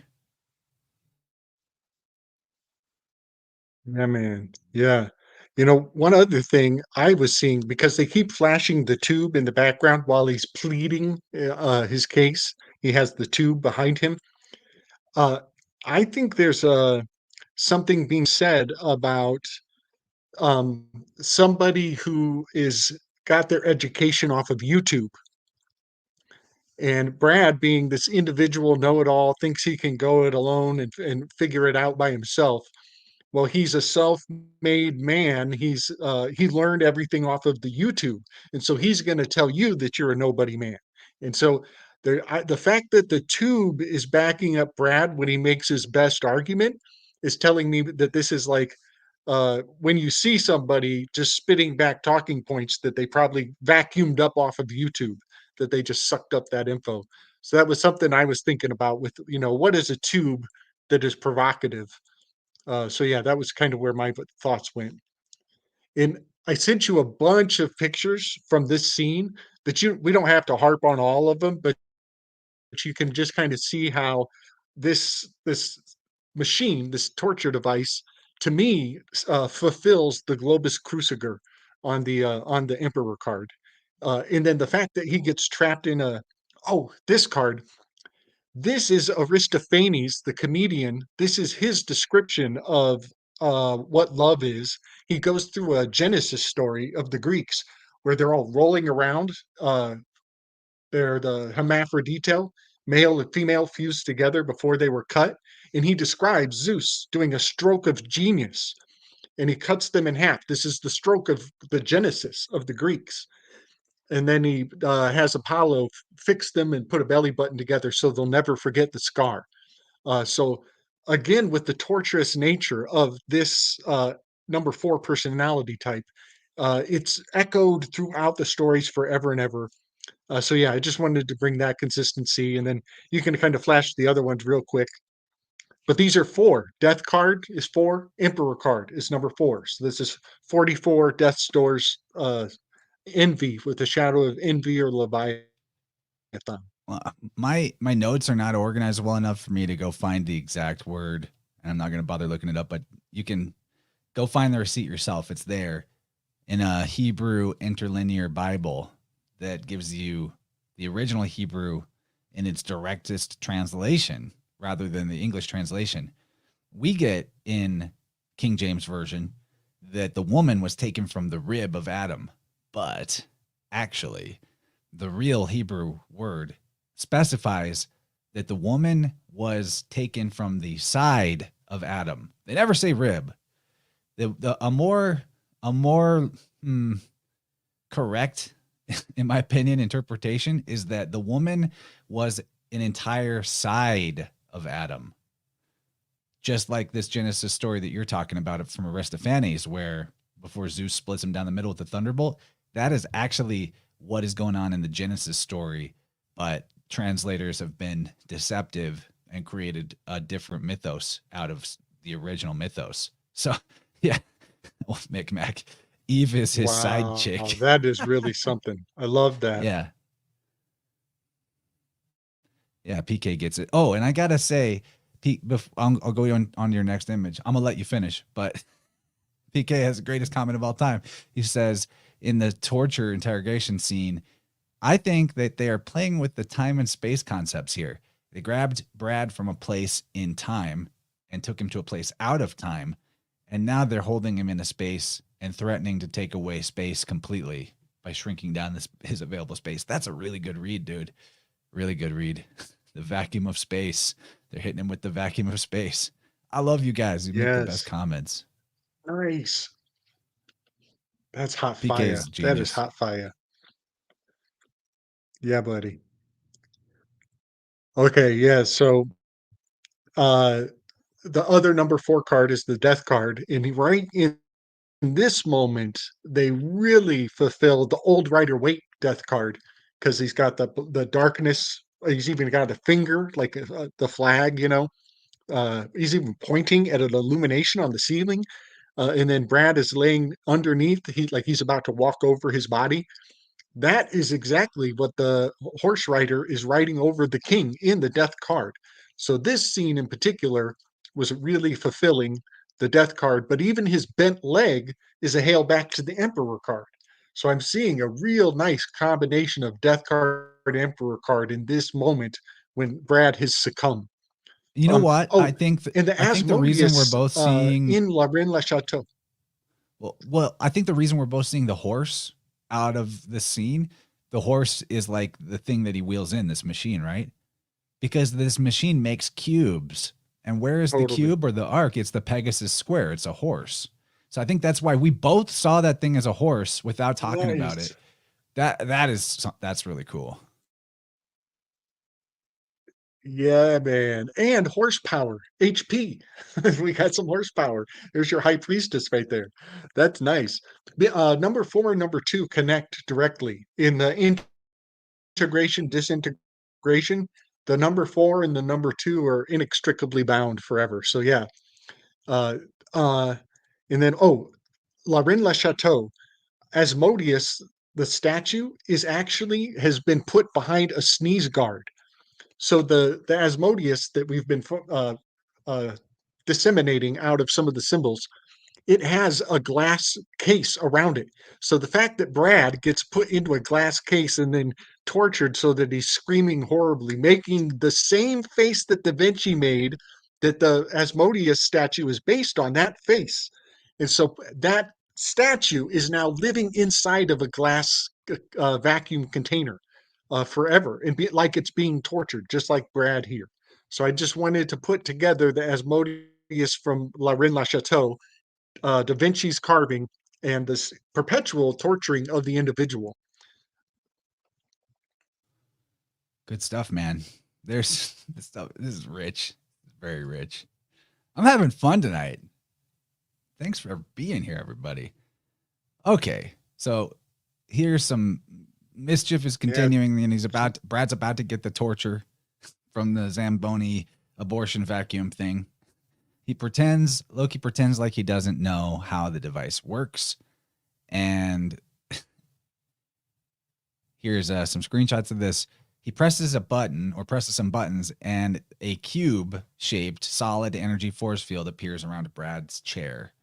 And then it shrinks, crushing and compressing the chair down to a smaller size. You know, this isn't the first time Loki has wielded a weaponized cube. The first Avengers movie, he has the Tesseract, a weaponized cube. And what was it again? They were studying it. The government, military, secret Black Ops program that was studying this cube was Project Pegasus. No wonder we were feeling the horse energy here. No wonder, right? Anybody? I swear though, like moments like this are why I wonder if this script is written by some weird Kabbalistic AI algorithm. Because remember, we're looking for 60 or 73s and 37s. And 37 is the value of the Greek word teva or teba, which is their version of the Hebrew word for Noah's Ark. Tav bet hey. 37. It's not 37 in Hebrew. In Hebrew, it's 407. That has its own meaning. But in Greek, it's 37. And the ark is described as a cube. But the layers are weird because the golem we already talked about is a fetus or an embryo. It means to roll or fold together. And here's Brad. He's getting rolled and folded together. So that's a 73 GLM. Or if you do 37 AUL or Aleph, Vav, Lamed, that equals 37, the reverse of 73, you get a word that means the human body being twisted or rolled. Yeah, what is that about? Now, the root is more often it's used to refer to like the twisting of rope strands to make something strong, but it does have this meaning of the human body as well. It's there. I chased it down. I found the Strong's biblical concordances. So the layers of sync are really weird because the word, he's Brad Wolf, right? In Spanish, the word for wolf is lobos. There's a P and B switch because it's lupus in Latin. Lobos means wolf, but the Greek word lobos is a pod. And here is a wolf in a pod, a lupus or a lobos in a lobos.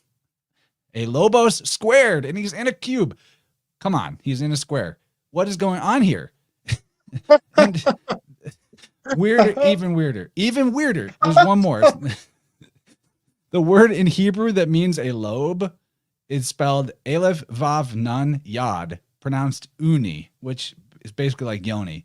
I can't find adequate receipts to put it on the screen, but if it's true, the word that means a lobe in Hebrew is another 67. It equals 67, and it would apply to this scene. It's so crazy. So you got a wolf in a lobos in a lupus in a lobos. So lobos in a squared. It is like, what the hell is going on here? What is going on here? Am I losing my mind, or did I see this? I think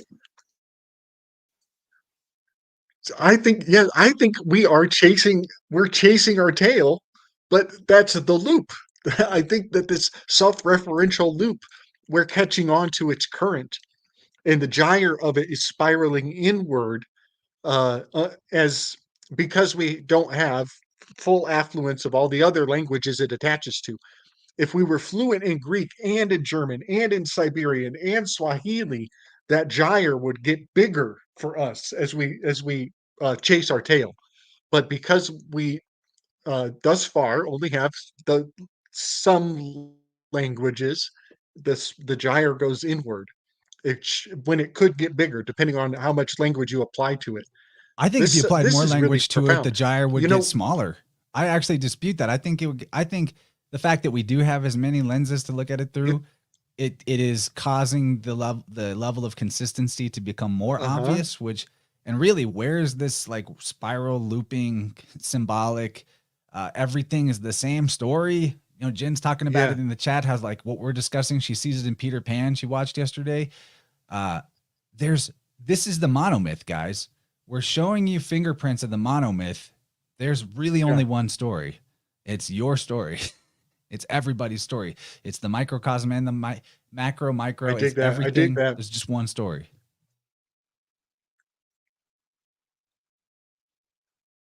Yeah, yeah. I could dig it. I could dig it. Because English is all encompassing. It is all allowing. So I could see the English actually causing the widening. Uh, but one thing that is hitting me is the human body being twisted or rolled. Chance that is literally the name of the cartwheel in Capoeira. The way that I was able to activate the Fool card was by turning it upside down and realizing that the ergonomics of that kick, it's actually it's not a S dobrado, but it's a au mea lua. It's an au mea lua doble de compasso. It's a Oh, it's even got the au word with owl in a it or ool. It's doubled. the aleph vav lamed. It's got ool in the Yes, beginning. Wow. yes. So a TK. If cartwheel if Gabe is knew six au. languages, he would be a god.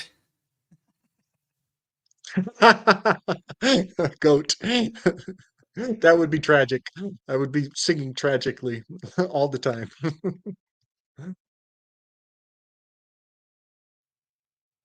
Okay, you good? You want to move on? You got more to say about this? This is such a wild moment. Okay, so because they're trying to program Brad's behavior to get him to do what they want. They're golemizing him, GLM. They're man, it's just such a wild scene. Really good. Anyway, in classic good cop, bad cop, we find out Oh, that wait, wait, oh, wait. okay.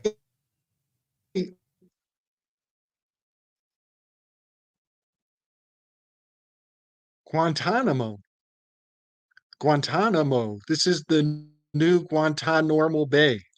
This is the new Guantanamo Bay. And the word bay has been front loaded heavily. Uh, Mandalay Bay, that thing in Florida with the kids, that was at a mall that is called Bay. We got Joe Biden, Obama, Ha Bay, Lao Bay. A lot of Obey has been uh, plugged into our language. So yeah, Guantanamo Bay, Guantanamo Obey is also implicit to this torture.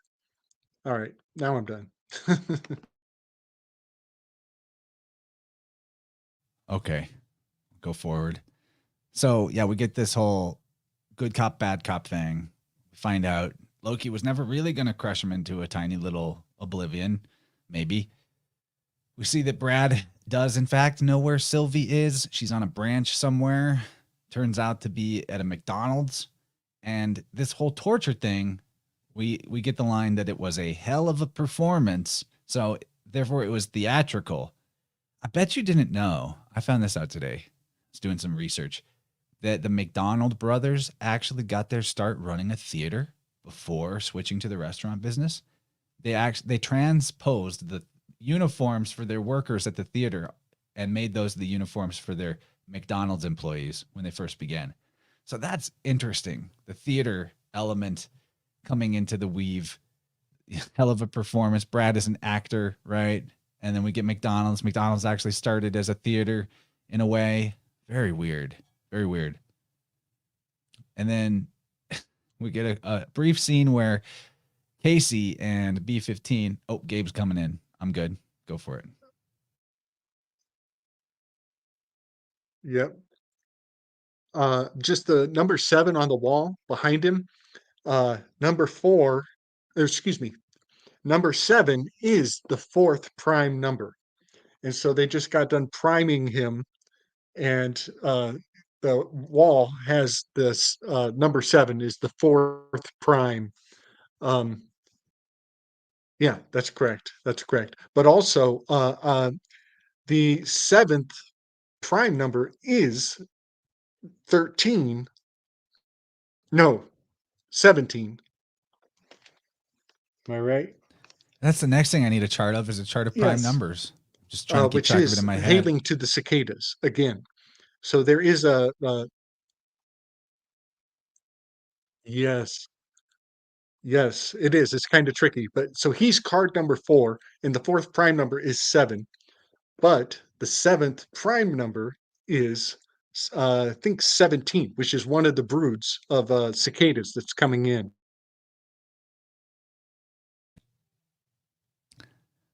Okay, I'm going to move us into this scene where we get Casey and or when B-15 they come and meet Ouroboros in the Loom room. Ouroboros is running around doing his whole the Goonies character. We're all going to die. And he explains they're all going to die because the blast doors won't open to allow the repair of the loom that is necessary to prevent temporal meltdown. But first, Casey has to have a bit of a fanboy moment about meeting Ouroboros, asking for his signature specifically, because Ouroboros is the father of the book. He wrote the book, the TVA Bible. So this would be equivalent to like getting one of the apostles to sign your Bible. So I guess it's worth taking a moment out of preventing imminent universal annihilation to ask for that. But B-15 doesn't think so. Kind of a funny moment. And the power of the name being so impactful with the TVA that they're the government and the government controls through the name. And so Casey wants a little piece of Ouroboros's prestige and power by getting the autograph. Rachel in the chat, she says she's got to go. Good night, Rachel. Have a wonderful evening over there across the pond. Thanks for the super chat. We love you. Then we find out Ouroboros' problem is that they can't open the blast doors to get to the loom without the temporal aura of the person who designed the TVA, aka He Who Remains, who we saw in the previous couple episodes back, or they need to get the AI Miss Minutes to override the lockdown. So this rogue AI is like the high priestess guarding the doorway into the Holy of Holies, because that's pretty much what the loom represents, is the Holy of Holies for the TVA. The meltdown is happening because the branches are growing too rapidly. And in the part 1 of this episode analysis, we talked about 1977 London, because that's where they landed at the beginning of the episode. And there's all these scares and propaganda going on at that time about climate change and environmental crisis and overpopulation and yada, yada. The branches definitely represent the branching timelines. They represent the overpopulation program or problem that the elites, air quotes, are always trying to solve with population control. And so then we jump into the scene. Finally, we make it to McDonald. It's 1982, Broxton, Oklahoma.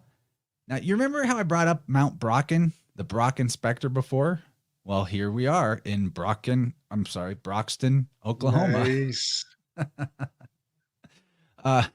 And Broxton is almost definitely chosen because in the Thor comic books, where Loki is originally from, after the original Asgard is destroyed, Odin and the other Aesir relocate their people to a floating island just outside of Broxton.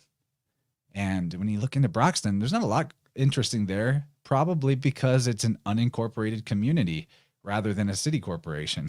So that makes a lot of sense for Sylvie to go here because she's seeking the private life to escape the public, the TVA corporate government personhood. And eventually in the comics, though, Broxton gets wiped out and everybody is reduced to ashes by one of Thor's enemies, a rival storm god So that's kind of what happens here. I mean, not in this episode, it doesn't get destroyed, but in a later episode, it does. It's kind of fitting for Oklahoma that everyone gets destroyed by a storm god because Oklahoma is in Tornado Alley. And in fact, 1982, Oklahoma, where this is set, had one of the biggest tornado flaps in recorded history, where an F5 tornado even occurred in Oklahoma. So that's pretty gnarly.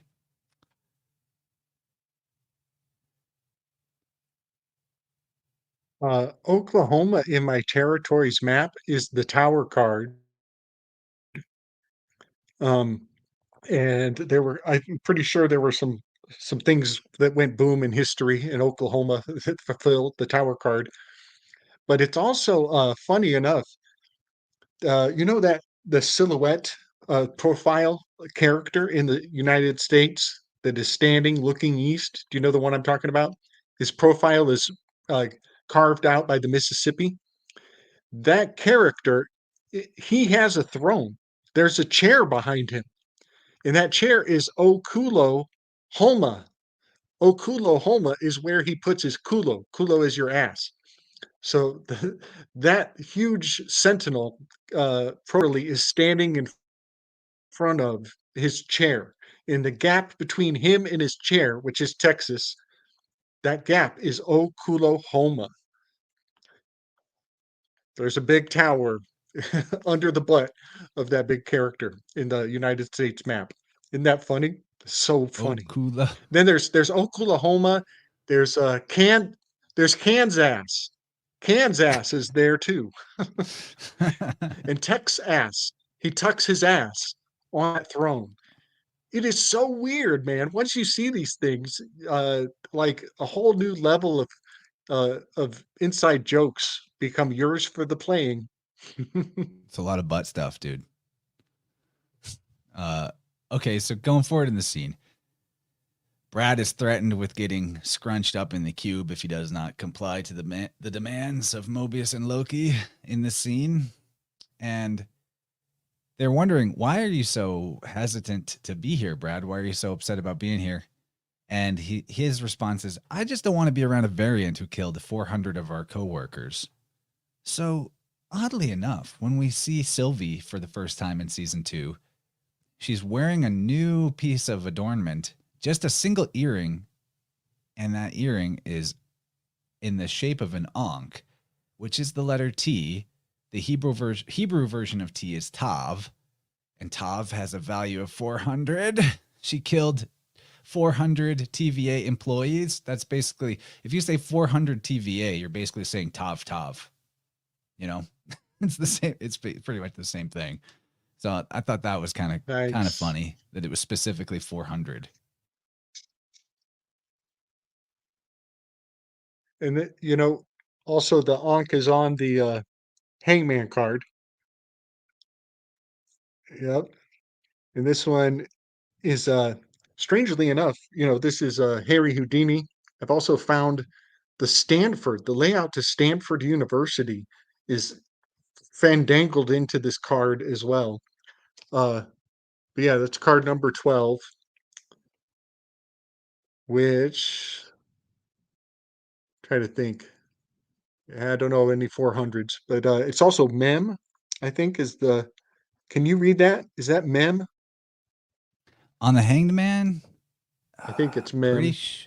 pretty sure. I'm absolutely sure that's Mem. Yes, the Hanged Man is Mem. That is correct. Which is 40. Okay. Oh, there we go. All right. There it is. Yeah, so there's it's when you put the M with the T, you get the ma'at, right? That's something that's going on there. Or the mod, if the T and D switch is done. The mod, the mother, the madre, which is ma'at. Now, here we are to McDonald's. Why a McDonald's for this setting?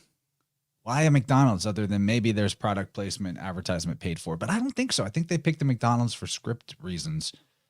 Or the the Kabbalistic AI did, because it definitely links to the idea of automation, the Golem, the automaton, and the robotization of human beings. Remember, we were at the automat earlier, And that made us think about the fully automated restaurant with no human workers. That is something McDonald's has been experimenting with recently.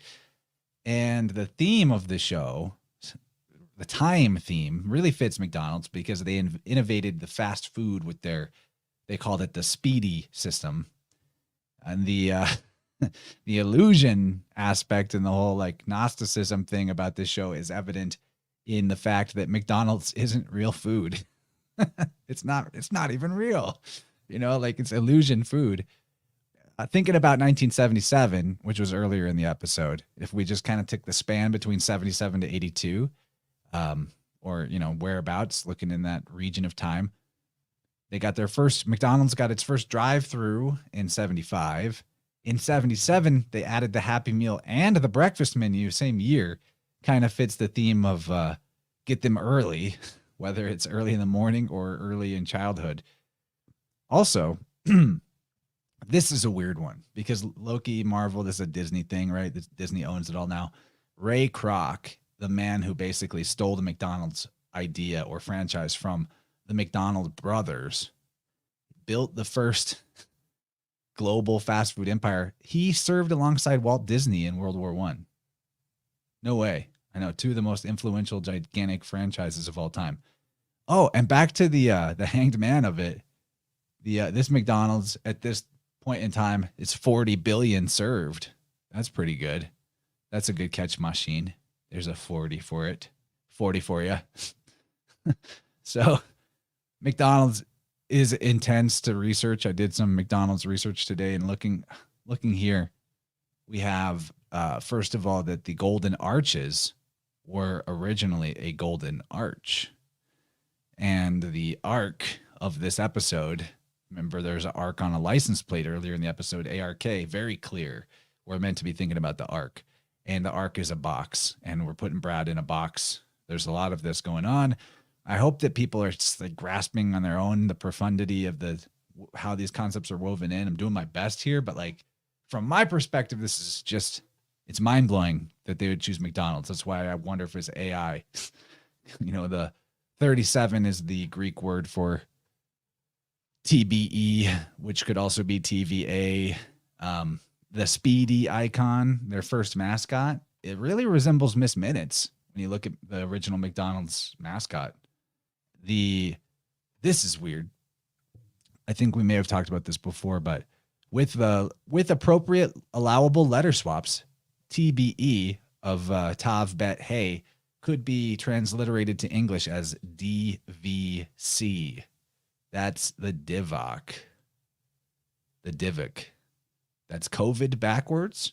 It's the Hebrew concept of a demon born from a deceased human spirit that can possess people or can be contained in a box. Of course, a TBE or an arc is also a word for a box. It's the same thing. So there's like a spirit in the box, right? You used to be able to look up the Divok concept, and now all you get is fact-checking websites that ridicule the possibility that the idea has any relation to COVID-19. There's just no way. And then I wanted to point out how McDonald's and Coca-Cola, they're married together, right? And the COVID of it, that McDonald's separated the arches in their logos that they printed and put on billboards and stuff during the lockdowns. Social distancing separated the arches. Coca-Cola with this billboard from New York with the most Orwellian doublespeak you could ever. It's like, let's just say the opposite is the truth. Staying apart is the best way to stay united.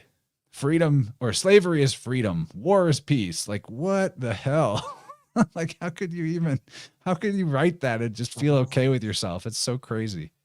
It's not 1982 McDonald's, it's 1984. Wow. Dude. So the Divock is also divorce. And there is quite a divorcing of the old ideals that has taken place because of that. And then the arches divorced each other by becoming apart. And then people saying because they were forced into their house together that now they have to get a divorce. It's such a fascinating psychological gauntlet. I got zapped. Am I good? Okay. Yeah, you're good. I think I got a little zapped there. ARK ARK in septenary is a 153, and 153 is an interesting prime number in and of its own path. But the 153rd prime number is 911. 153 also spells SEX in a different cipher. So arc in septenary becomes sex in reduced ordinal, a different cipher, but Well, that's because 153rd prime number is the 911. figure, the figure that rides the ark is the savior, and that's the third person of the Trinity, the God and goddess, and then the child being the third. And that child represents the spark of erotic energy between the masculine and feminine generative powers. That's what saves the world or saves humanity. If mom and dad didn't feel the vibe, then you wouldn't be here, you know? So it makes sense that the arc could have that encoding of sex. It makes perfect sense because the arc, the why the arc saves everybody is because it preserves eros, the erotic force, and that's what causes the regeneration after destruction. And the destruction is the orgasm, the petite mort, and then the pregnancy and the child is the regeneration. So it's destruction is regeneration. It's part of the doctrine. Good stuff. I never thought about that. I see some good people in the chats. I want to give a thanks to Rockfin, Chatter, Indiana John, who sent me a super chat. Appreciate that. A lot of work goes into this stuff. We're giving it to you all for free. So feeling generous. Give us some support. There's Gabe can be super chatted through Cash App at $SlickDissident. I can be supported in various ways. You can see linked in the show notes, the episode description, or just your classic standard super chat. We love you. We appreciate you. So I want to show you, because we're talking about 1982 McDonald's. This is a McDonald's Christmas commercial from 1982 that was so important that they kept playing it until the 90s. And I am not old enough to remember this, but Gabe, you just might have seen this one on TV yourself as a youngster. So I'm going to play it. I don't think we need the sound for it. But what the heck? You know what? Maybe I'll just upload it in a way where we can get the sound. I feel like we should get the full effect. So give me just a moment. Won't take but a second. This is I gotta mention this is creepier than the Pierre Trudeau pirouette clip. Okay, what do you got, buddy? This is about a minute. I'm ready to launch it when you want. Cool. I just wanted to mention the mustard ketchup, the M in the K. The mustard and the ketchup of the MK Ultra is intrinsic because this is a Bernays spell original. The orange and the red is a hook. This is a very old hook that they've seeded into our culture to get hungry upon seeing the red in this, the M and the K, the mustard and the ketchup. So yeah, I just wanted to mention that that the MK Ultra It's of it is also quite intrinsic. in color alchemy too. Yellow is the will, and red is like the survival, or even like hunger thing. You know, that type of thing. So there's the red and the yellow together is like, you know, putting it into your mind that you have a will to access this, and it's survival related. Like it's of a survival level importance. I mean, it's a type of mind trick that only would work on the weak-minded, but it's interesting you bring up the mustard and ketchup of McDonald's in the logo coloring and all that, because one of the reasons that they were successful in their automation of their restaurant, I mean, the McDonald brothers, they turned their restaurant into a Henry Ford level efficiency assembly line, and that's what separated them from the drive-ins of their day, that they were able to, you know, from the point where you ordered to paying, you're like less than a minute, they're handing you a hamburger and fries and a shake. They had it down. Ray Kroc, the way he got in with the McDonald brothers is because he was selling these shake machines that could create 5 milkshakes at once instead of just one. But back to the mustard and ketchup, the MK, the Kroc brothers figured out a way, or they got the right machinery developed that would squirt just the exact right amount of mustard and ketchup, not too much, not too little, without the possibility of human error, so that they could, reduce overhead of cost from using too much and keep the product consistent like a robot was making it. And yeah, now they're just doing straight up, doing fully automated McDonald's. But here, this is a 1 minute McDonald's commercial, and I hope it's not too loud or too creepy. Here we go.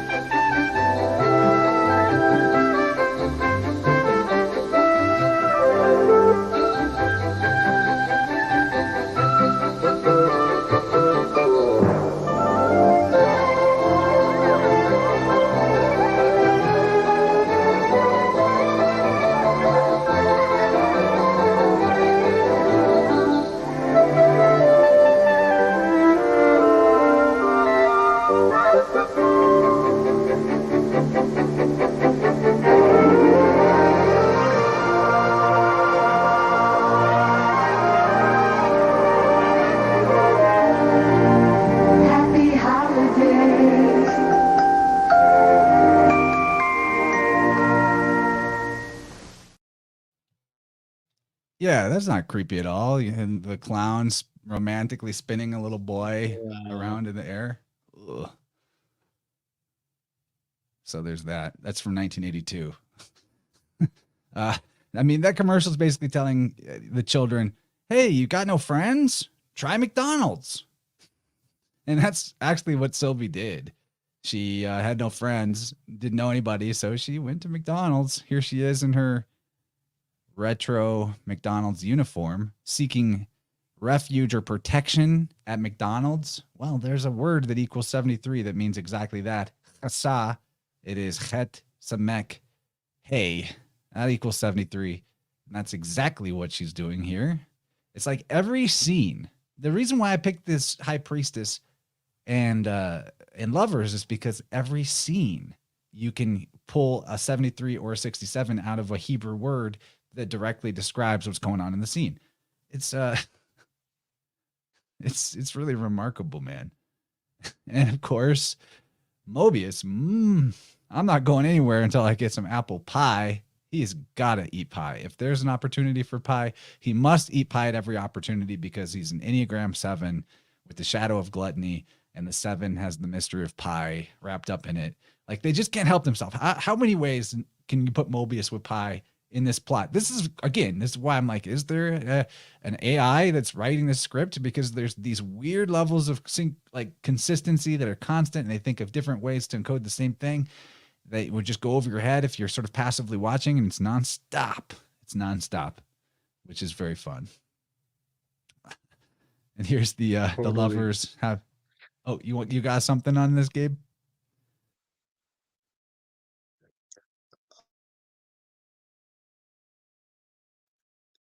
There we go. Yeah, the color scheme is perfect. The color scheme is perfect. I want to mention that the machine, the cash register machine that she is at, is the Ara Altair constellation.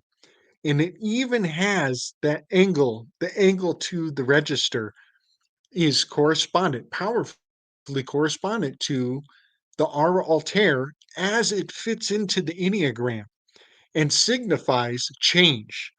And again, with the loose change component is lingering in my mind because I know what this symbol has been circulated to mean in the past.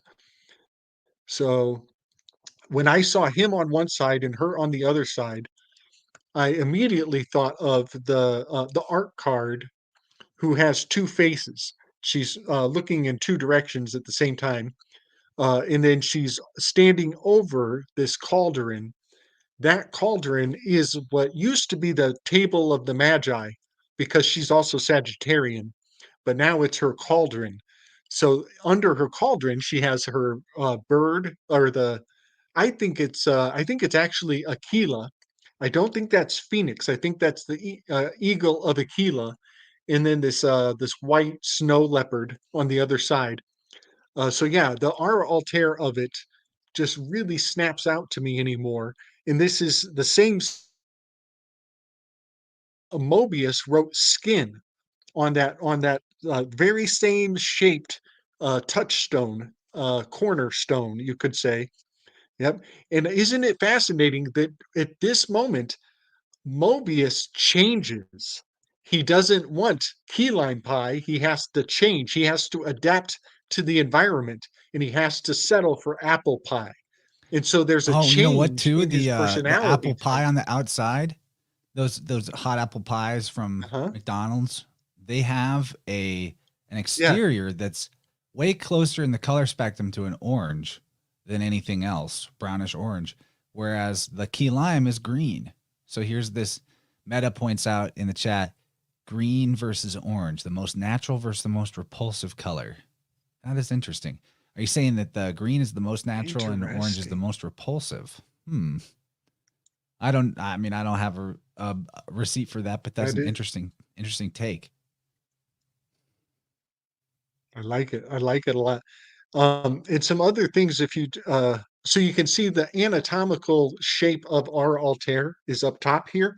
But what's interesting to me is it works if you flip it upside down. The angles of the corners, I have been seeing them uh, not all over the place now that I know what I'm looking at. And then can you roll down just a little on the image?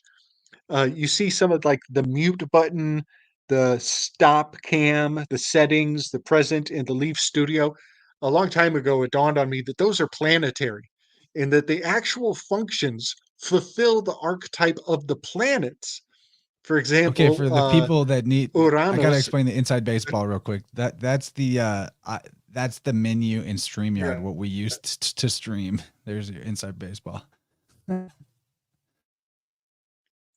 totally.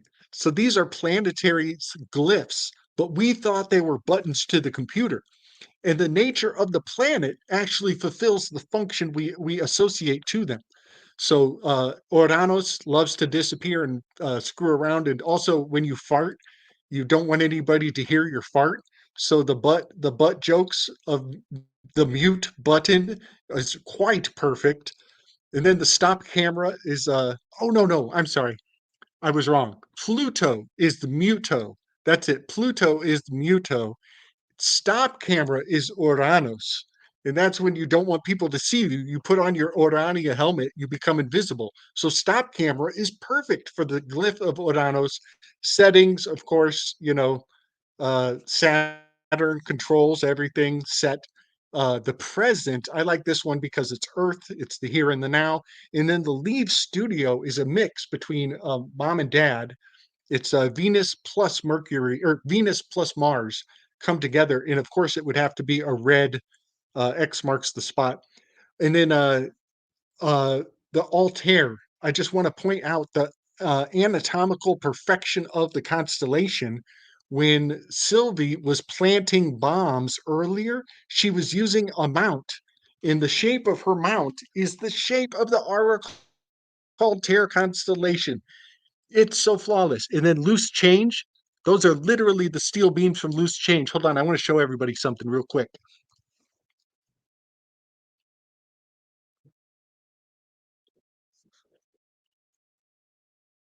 Okay, so Slick Dissident has had an altar where I put the phone on every episode.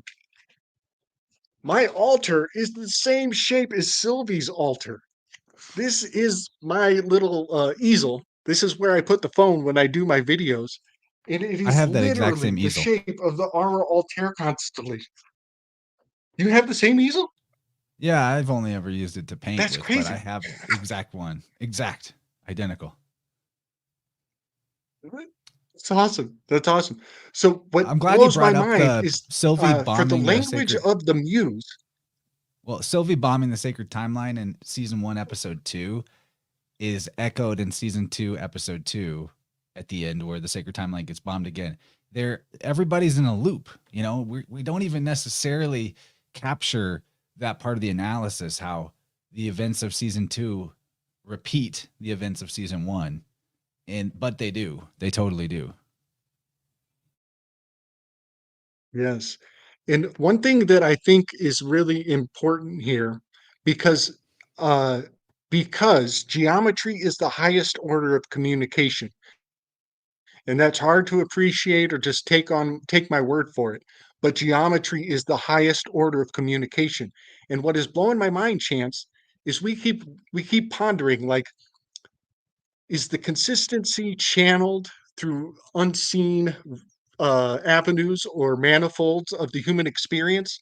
But what I think it could actually be channeled through the geometry of the tools that we use. And that's why this aura altair keeps popping up everywhere I look, is because I can hear the muses. I know the muses very intimately. And so when I see some of their geometric truth, I realize that this is a fingerprint. And so, yeah, I know I keep talking about it, and it is everywhere because I'm intimate with it. But I think that could be the avenue you and I have been seeing all along. Like, how can they be speaking on such perfect levels of consistency? And it could have a great deal to do with the shapes of the implements and the tools that they're using. What up, Juan? Big up, buddy.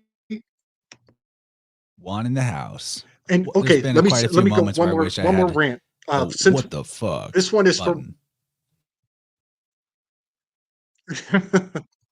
this one is for Juan. This one is for Juan. I think he'll like this.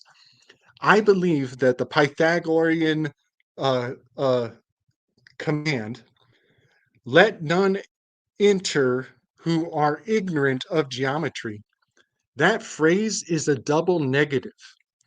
And I think by speaking in the double negative, you're not telling people, don't come in here if you don't know geometry. That's not the double negative that we're looking for. The double negative we are actually looking for is, by coming into this space, you are no longer ignorant of geometry.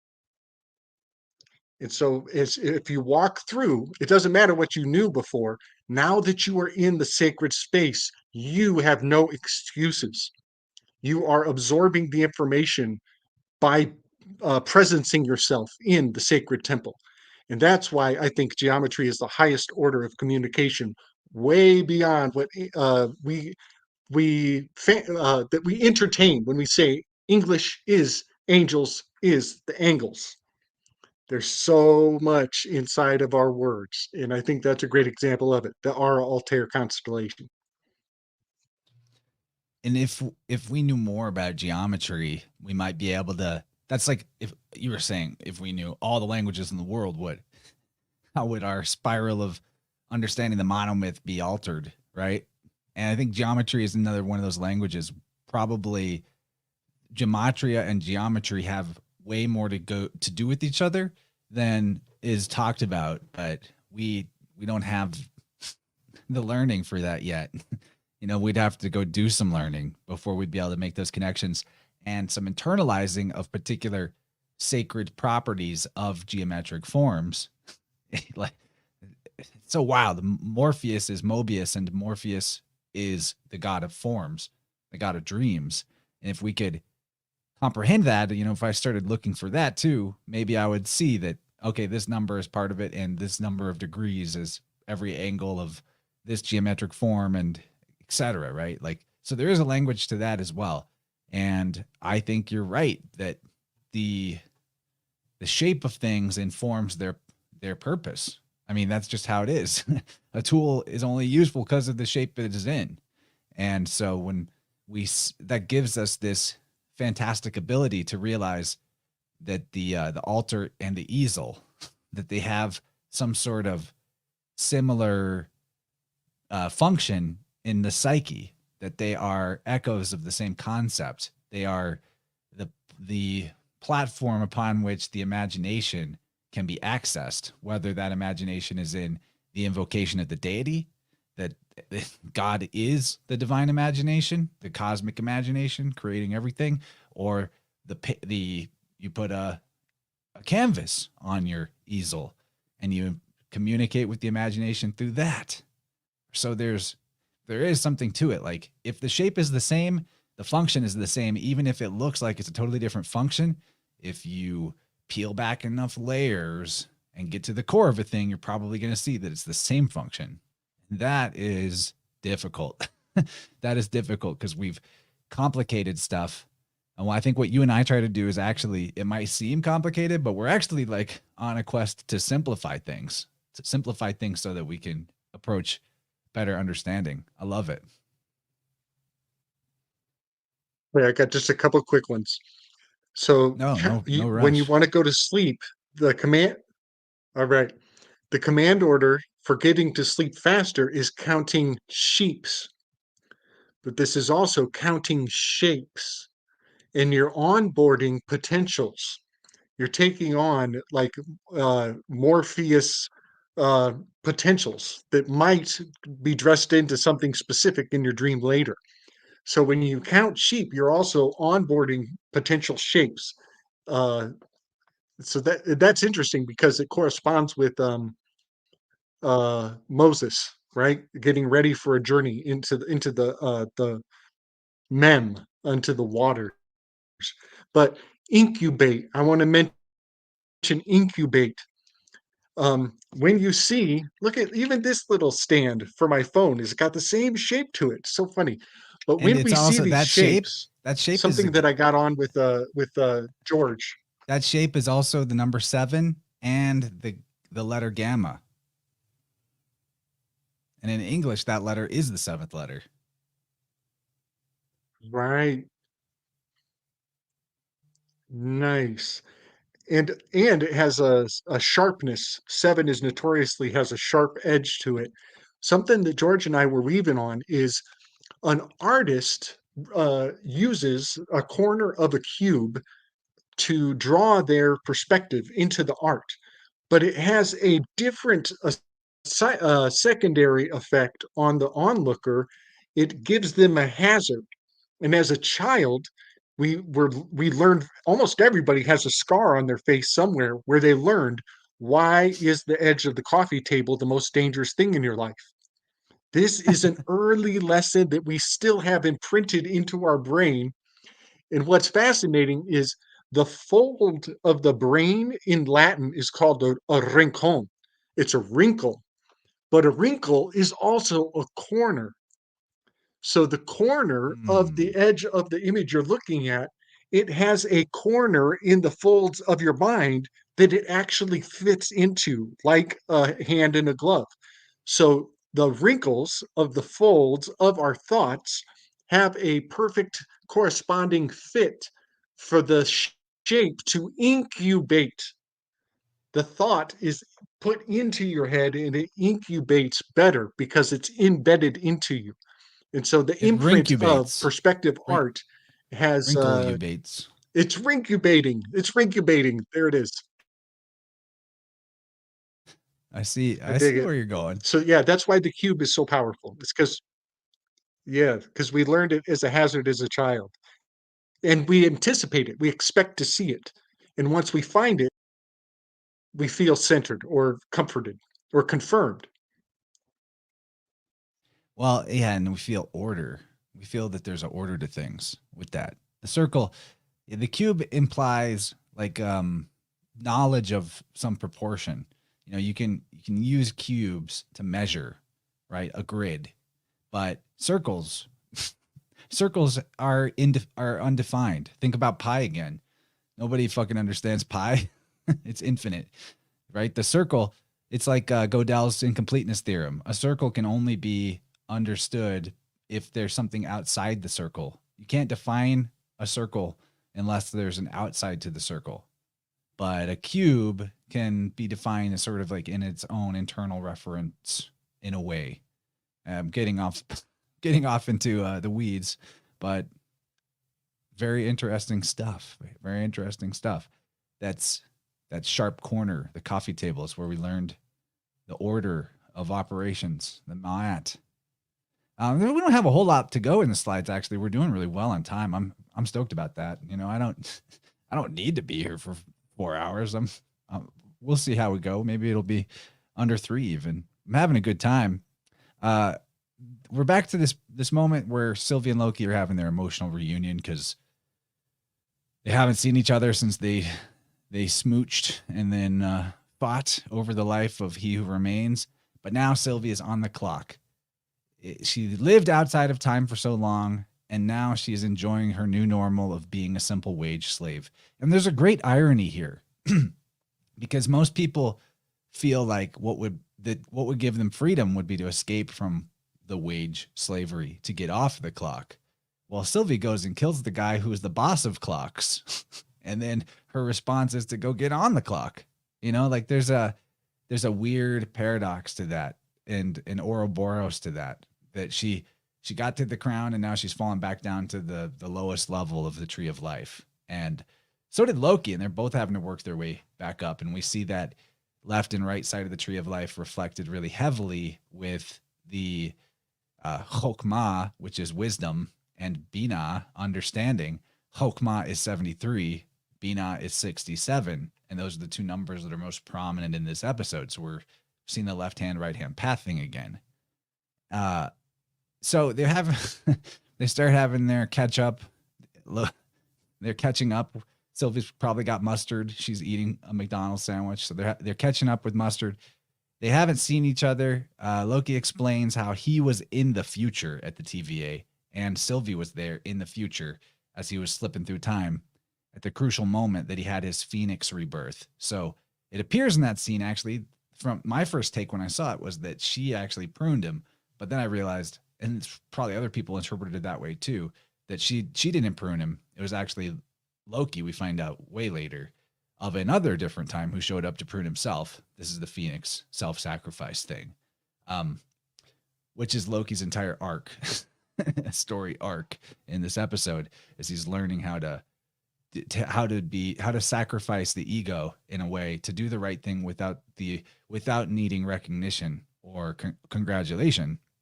So Loki's saying the TVA is in danger and you were there. I need to know why. And Sylvie's arguing, well, that sounds a lot like the future's already been written, which is impossible because I killed the author of time. So we're back to this predetermined future versus chaos or free will.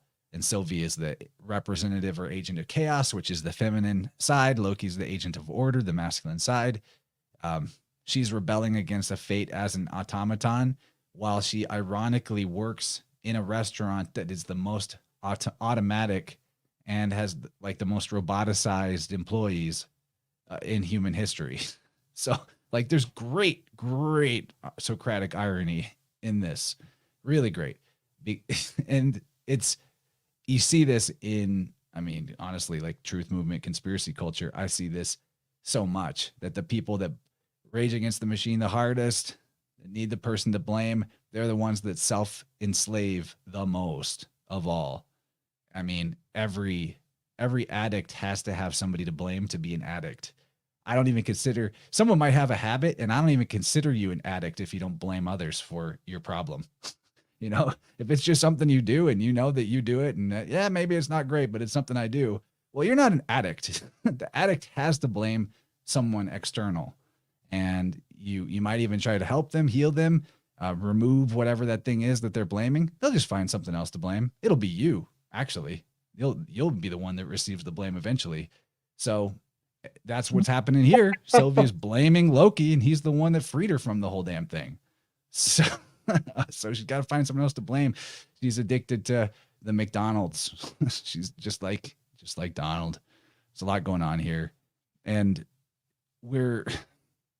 Loki is explaining that the coming destruction of the world, which is the allegory of the flood, the cyclical flood or universal annihilation, which without the TVA, aka Tav Bet Hey, the word for Noah's Ark, then this destruction will be permanent.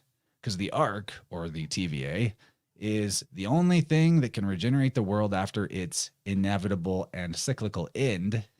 And he's saying it's going to be, He Who Remains that comes and destroys it all. She scoffs at him, of course. Oh, you see visions of the future now? Cool. Uh, Funny, there's a 21. 21st prime being 73. Vision, a vision of the future. There it is. It's Chet Zayin Vav, and that's what it means. Then we cut over to Mobius and Brad Wolf. They're watching the soap opera through the window while Mobius is thoroughly enjoying his pie. And wouldn't you know, a day of feast. Mobius is saying, hell, you were just setting us up for a great meal. Thank you. And Mobius is totally trying to mend bridges. He's very friendly. He's trying to befriend Brad again, smooth it all over. But I thought it was hilarious that a word that equals 73 is a day of feast, a day of good. And here Mobius is referring to having a great feast, a great meal. It's a great day. And that word would transliterate to something like yum tub or yum tuv, something like that. I mean, who knows how you would actually pronounce Hebrew words unless you just have a speaker. But that's fun. There's a 73 in it. And they are feasting. There's another word, to see the 67 in it. There's actually another word in Hebrew that equals 67 that is referring to preserving food. And that's hilarious because McDonald's food is mostly preservatives.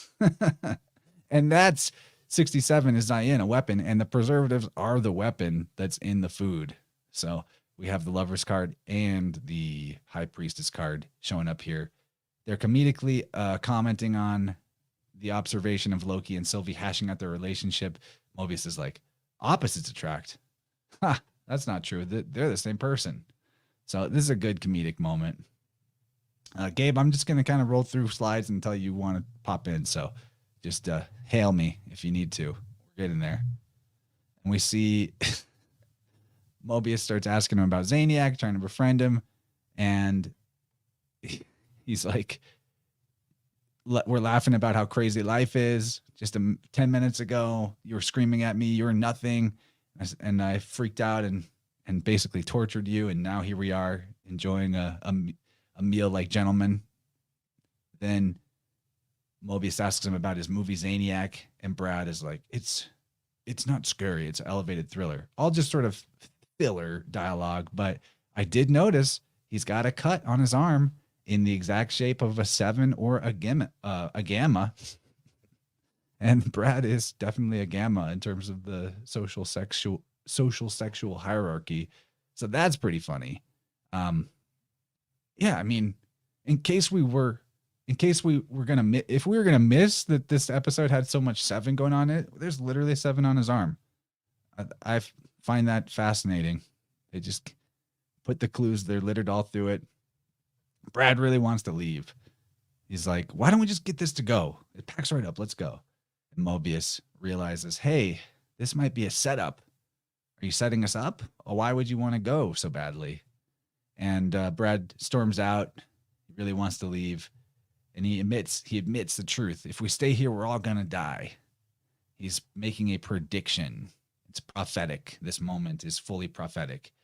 A word in Hebrew that equals 73 relating to the High Priestess is prophetic. It's Nun, Bet, Yod, Aleph, Yod. So something like Nabai, I don't know. But that's a word that means prophetic. And then Sylvie puts her hand on him and she has a vision of what's about to happen, which is the sacred or the branches of the timeline getting bombed by General Dox. So she has a prophetic vision as well. In the same moment, there's a big 73 weave going on. So she cuts to the chase and finds that. And then they just jump straight with Sylvie's TemPad. They jump straight to the place where this bombing of the branches on the timeline is going on. And wouldn't you know it, we're in a boat building facility. The Ark. There's an Ark right here. You can see it. This is a place where boats are built. And that's amazing. Also, there's an assembly line of Wow. bombs getting put in their rectangles, their boxes, and sent to their places on the timeline. It's an automated universal abortion factory. It's really something. Gabe, you want to jump in? I've been going for a minute.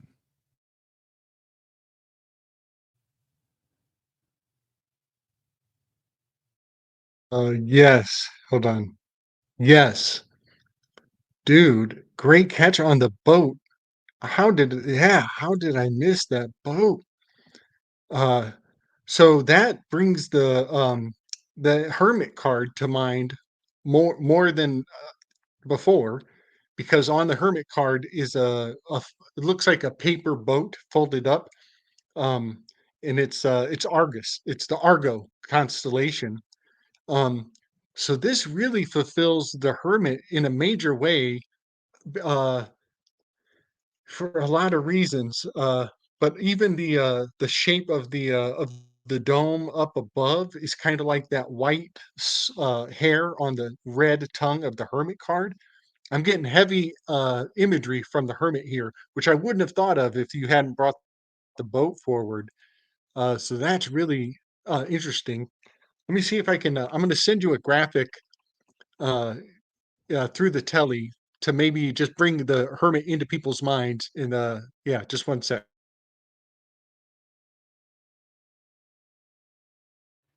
The Hermit. That is the Yod. Well, while you're doing that, I'll point out you can see in the background here, it's De Liu and Sonar. Bot bigger. Basically, bot is boat. Day is of. Lee, Leeuw, is Leo.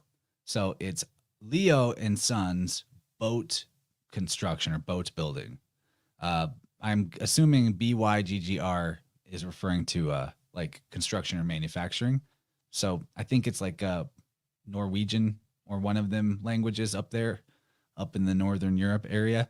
But yeah, we have de Leo. That's Leo. Literally, that's a word that means lion. So it's lion and sons, boat builders, sons of the lion, tribe of Judah. That's Wow, who's building the boats.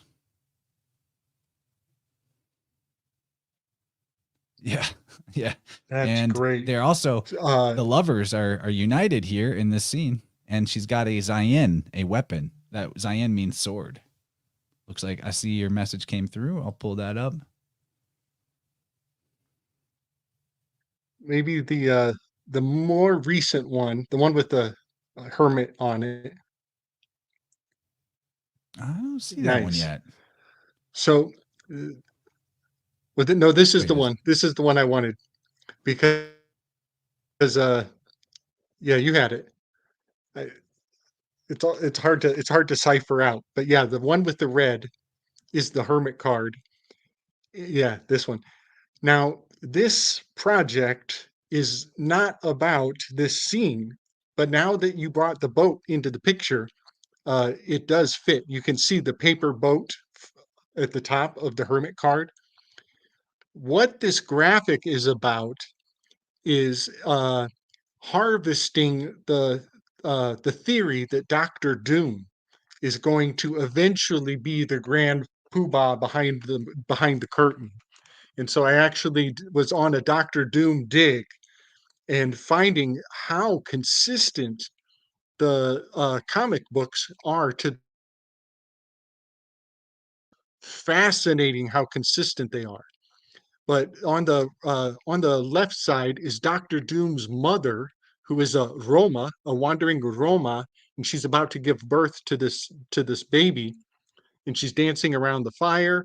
And even in the distance, there's a little carriage off in the far distance, uh, signifying the egg in the Hermit tarot card.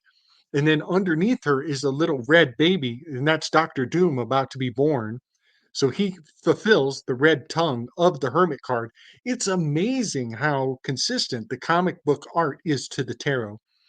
And then on the right side is where he defeats the guy, the monster, the demon, the devil, who has his mom taken hostage in hell. Even this art confirms and comports to the shape of in the anatomy of the Hermit card. Um, Even the fact that his mother is a little purple dress, the Hermit card is right next to the Star card. It's almost like the Hermit card reached out and borrowed a little splash of color off of the Star card next to it on my Enneagram project. And then if you go up, you can see how obvious this one is. Above is Wotan, and this is Loki's father as a drunk vagabond. Look how consistent it is to the Hermit card in total. It is profound. Even the darkness of Loki fulfills the dogs, the Cerberus. It's like they don't miss any details. Every little ingredient of the tarot card has to be included.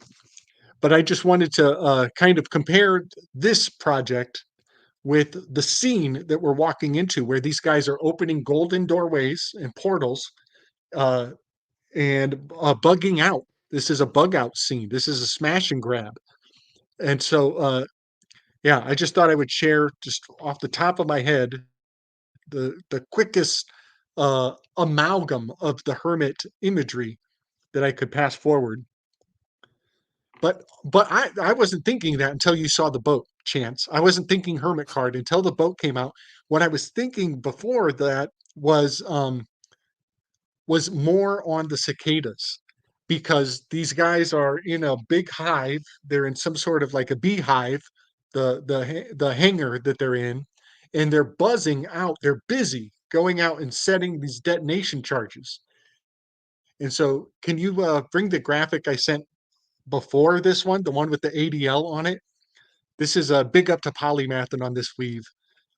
Polymathin had a huge revelation around Well, the let me put cicada something out there real spell, quick about the realizing Hermit that the card. ADL is star. Let me pause you. Yeah. You know what? I should, I should just Okay. instead of talking over you, I should just mute you and be like, "I'm pausing Gabe for a second, and then you can come back in." I'm sorry, uh, just because of the delay thing. But in terms of the Hermit card, Sylvie is hermiting in this McDonald's. She's isolating. She's hiding there, and the original McDonald's uniforms, they wore paper hats, and that paper boat on the Hermit card could be a paper hat. It's almost identical to the way their paper hats looked in the early days of McDonald's. So that's there.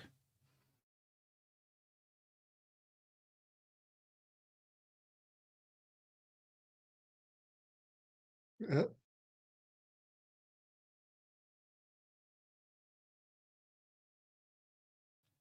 Now you're muted. I didn't actually mute you. Start over. there we go. Okay. All right. So after my interview with Joshua LaBranch regarding the cicadas, our buddy Polymathin, he found a fascinating correspondence between the IDF and Starship Troopers. And when you correspond the IDF with the Starship Troopers, things get absolutely fascinating.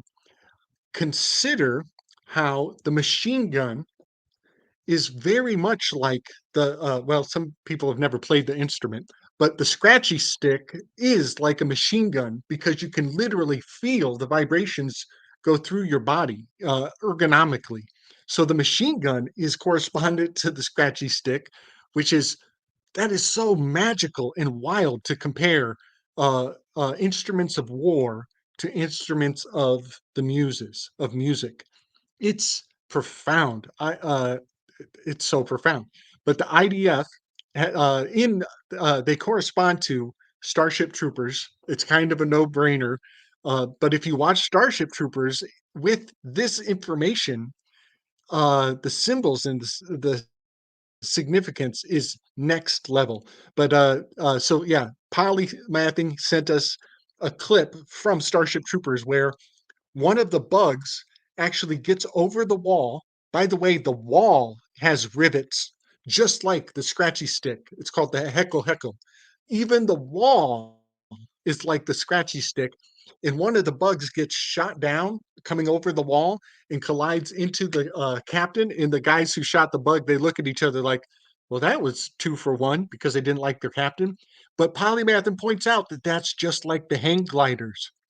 That's just like the hang gliders that infiltrated on the October 7th spell. And so also uh, pigs on the 7th is a chess term, for when both of the rooks are down on your pawn line. They can eat your pawns one by one from both directions. And that is what October 7th was encoding. Like everybody's just now realizing that January 6th meant the tower card. October 7th was pigs on the 7th. This is where the two towers can eat your pawns, freestyle. And so they're doing chess moves on the dates that signify the master stroke of a chess strategist. And so the IDF is the IDF fool, individual. The IDF is the IDF fool. And they sit up there with their little scratchy sticks and think they're going to fight all the bugs down. Profound eugenics implications with these instruments of music compared to instruments of war.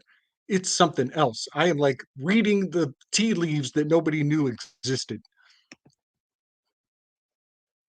I'm still laughing about how you Freudian slipped ADL instead of IDF at first. I guess it's the same thing. The ADL is the internet Israeli army. It's the same thing. They're listening right now. Okay, so we're getting there, guys. We're doing really well. Thanks for hanging out.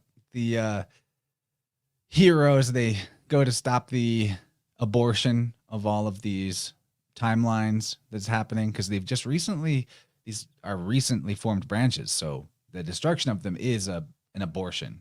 That's just the metaphor. Because it's population control, and that's what abortion is for. It's for population control, of course. And when the lovers, they join hands, and them joining hands creates a weapon or a Zayin in the form of this green blast that of enchantment that knocks down everything and destroys all the machinery. So that's the Zayin, the letter Z that's on the lover's card. Then we have back at the TVA, everybody's bummed out that the abortion happened. Sylvie even comes to the TVA. And, you know, B-15, who was like a hardened timeline exterminator in season 1, now she sees these pruned timelines as, you know, those were people, billions and billions of lives. Very sad. And Sylvie, here's the, you know, the EKG of the pruned timelines. I sort of wonder if I'm stretching, but I did notice that all of these branches are branches off of 616, and 616 is what they call universe. 616 is the mainstream Marvel universe, the comics Marvel universe, but it seems like they've been referring to the sacred timeline as 616 in various Marvel Cinematic Universe things. So I don't know, maybe they're just confused or they're confusing us. But if we were considering the lover's card and Zayin being a 67, if you put one of those sixes, if you put the 1 and 6 together of the 16 of 616, you get a 7. So 616 does kind of echo the idea of 67. I wonder, maybe that's just a coincidence. Then we find out, because of all of these timelines, or all of these aborted timelines are now out of the way, the needle in the haystack reveals itself, and Casey is able to get a hit on Renslayer's Tempad. That's going to be the subject matter of the next episode. They're trying to find a He Who Remains and to find a Renslayer. Turns out they got to go to the same place for that. And it's wild. We got to, this whole show is about controlling the historical narrative, controlling the sacred timeline, narrative control of people's perception of history. And where do they go in this next episode coming up? The World's Fair. Like the ultimate historical manipulation of narratives and timelines is the World's Fair. So that's going to be a humdinger. Might take a while. I mean, to prepare, because all the different avenues of possible research to discover with the World's Fair are huge. But that's going to be really fun. It's got a lot of different settings than what we've had so far. Overall, season 2 just gets better and better. So I'm glad we're making our progress through it. But I'm also glad we're taking our time. And getting a hit on Rinslayer's Tempad, it's, this is also cell phone tracking again. That was a theme of this episode. We talked about it more in part 1, but just the open, tracking of cell phones. Here we see it's kind of like video gamey looking, but they found her. And then I noticed this guy in the background. They've pretty much got every main character and extra of the TVA that shows up regularly in this shot. Going back a few shots. Let me go back a few. You've got, I didn't get a good screenshot of it, but like every TVA character, even the male lady that's seen walking around in the background of different scenes, even she's here. But there's this bizarre, dark complected man wearing all white with a white cap. And I'm wondering, is this the egg? Is this the egg that you were talking about, Gabe? Because I've been trying to figure out what he is. Is he symbolically like an egg? I don't know. What do you think about this brother? Why is this brother here? He has no lines. He's not a character, but he's just there. And he stands out. No one else is dressed like this. Who is this guy? Yeah, man. Yes, I think you're right. And he does have there's another character in that same room who's the same thing, nondescript, not doing anything, fulfills no purpose except for standing out and how he looks.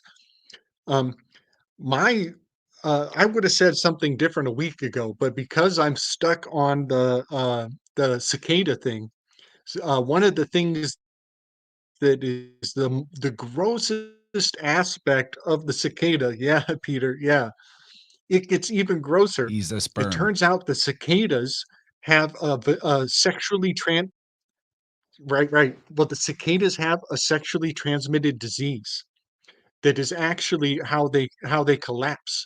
In this disease, it's a strange powder that accumulates on their thorax or their on their ass, and it erodes their ass away slowly and surely. But then, so that the males start to only be able to flap their wings, which is a symbol that they are a female. So this strange fungus that's sexually transmitted, it makes the males have to behave as a female, and then they get mauled by other males.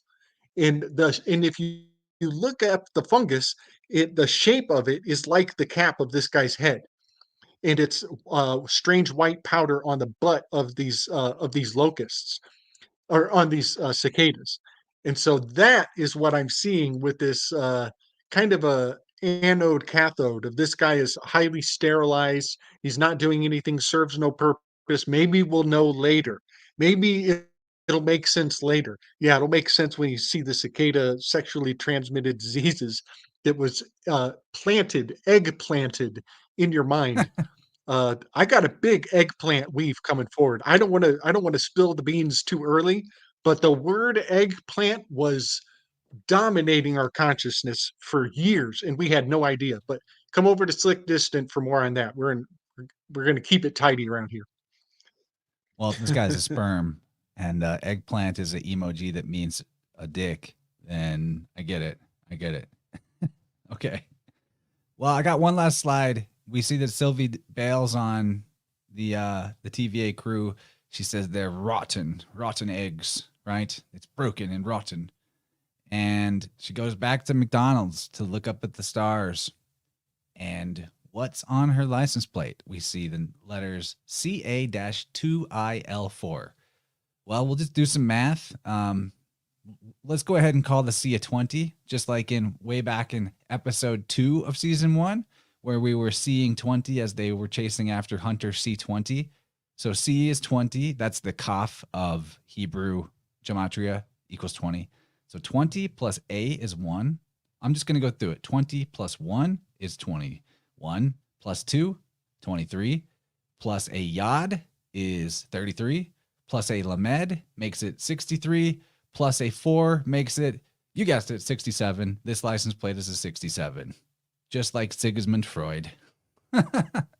So they finish right there. They Awesome. start and finish with 73s and 67s. And that's it. We made it through another analysis of a whole episode. I'm sure there's even stuff we missed, but I hope you guys got a lot out of it. It's so profound, the level of connections that show up here when you start to look. I'm having a lot of fun with this. So super chat us. Yeah, hit it up. Chance, can you go back a couple slides to the one with Renslayer where they get a ping on her device? There's a Yes, but actually her before location I has do, I want to say, I was like, super chat us. I got to mention Don. Don, you know who you are out there. Who super chats us on Cash App. I think Gabe even gets the super chats from him. Thank you, Don. They come through on Cash App, so I don't notice it in the live stream chat, but got to give you a big shout out. Appreciate that. Okay, and I'll bring this up for you, Gabe. I'm gonna just do that from now on when we have a delay. Just so you know, if I need to cut in, I'm just gonna mute you so we're not talking over each other, and then you'll know to just start over when I finish my thread. And I think that's gonna work. Okay, figuring that out. Oh, Peter Shaw with the big super chat. Yeah, buddy. Dude, you super chat such generous amounts. Like, you could get biofield tuning with this kind of money. So I appreciate this a lot. Thank you, man. Thank you, man. But what can I do for you? Big love to Peter Shaw. Big time, man. Can you zoom in on her number? Turns out she's rocking the number of the years since the last time the brood number 13 and brood number 17 came together. She's got right there where is it? 221. Oh yeah. It's in the highlighted bar. It's 221.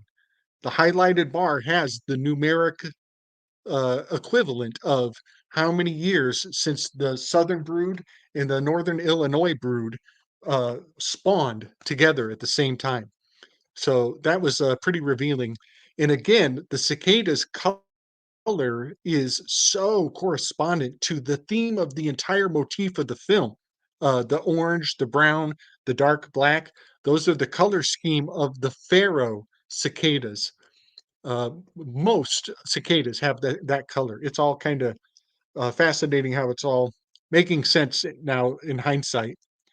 And then, can you bring up the last graphic I sent you in the telly? Uh, this will be my final flow.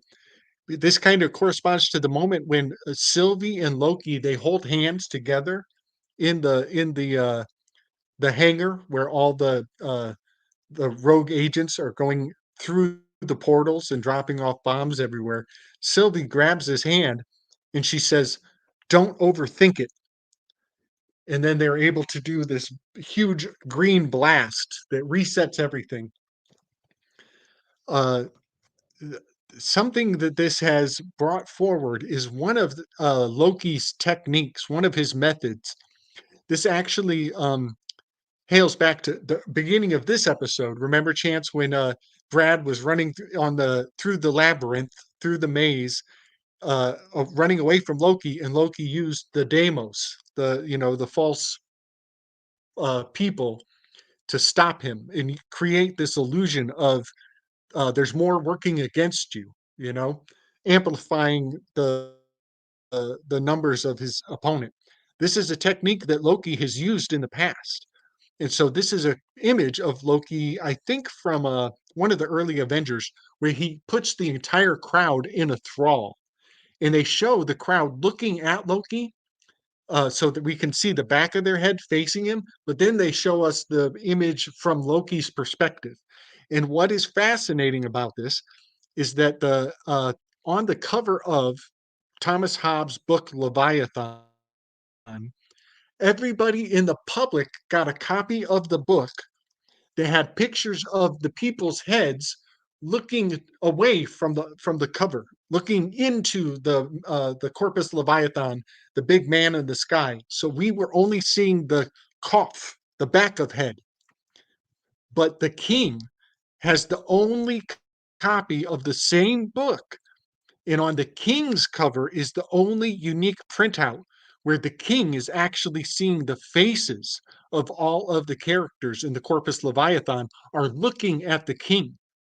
And this is playing into the vanity, into the individual with that shadow of envy.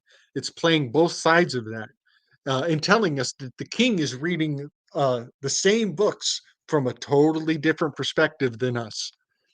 So yeah, I just wanted to throw this in, and then of course, Leviathan is an anagram for Hail Wotan, and Wotan is what they call NATO in Europe. Oh, and then his okay, but this is why don't overthink it. Remember, Sylvie holds his hand and she says, "Don't overthink it." Everybody, get on your Wikipedia, look up NATO in Europe. Their slogan is a mind unfettered by deliberation. A mind unfettered by deliberation is basically a synopsis of what Sylvie used as the command order to harness his energy and use him to blast everybody to do her will. She said, "Don't overthink it." And so NATO's slogan is correspondent to what Sylvie used to modulate and harness Loki's will to blast all those people. So I just wanted to bring that full circle. And yeah, Dude, a Leviathan is mind also that oil unfettered. field that is popping off in the Middle East right now. So they're gonna keep that bubbling. Dude, what you just, I did not know that NATO's motto was that. But in Latin, that would be animus in consulendo liber. So that is deep because, first of all, they're using the word for mind that is also the divine wind, the pneuma, the aura. It's the animus. That's, they could have used other words for mind, but like, so we see that slogan. Regular people, they don't read Latin, so they see, animus in consulendo liber. Okay, it means, according to what I'm reading, a mind unfettered in deliberation. What you could also say that it means is the council of the divine wind of Bacchus. Animus, the divine wind or soul. Consulendo, that's a council, sure. Liber, that's the name of Bacchus. Liber Pater, the father of the book. It means, or it could also mean the spirit council of the book. Like, there's a lot of stuff that could mean besides a mind unfettered in deliberation. But the last thing I'll add is that the Latin word they're using for deliberation, which is actually council, consulendo, they're translating that as deliberation. But then the word that they're getting unfettered from is liber. So council, deliberation and liber. It's like there's so much crazy playing with definitions.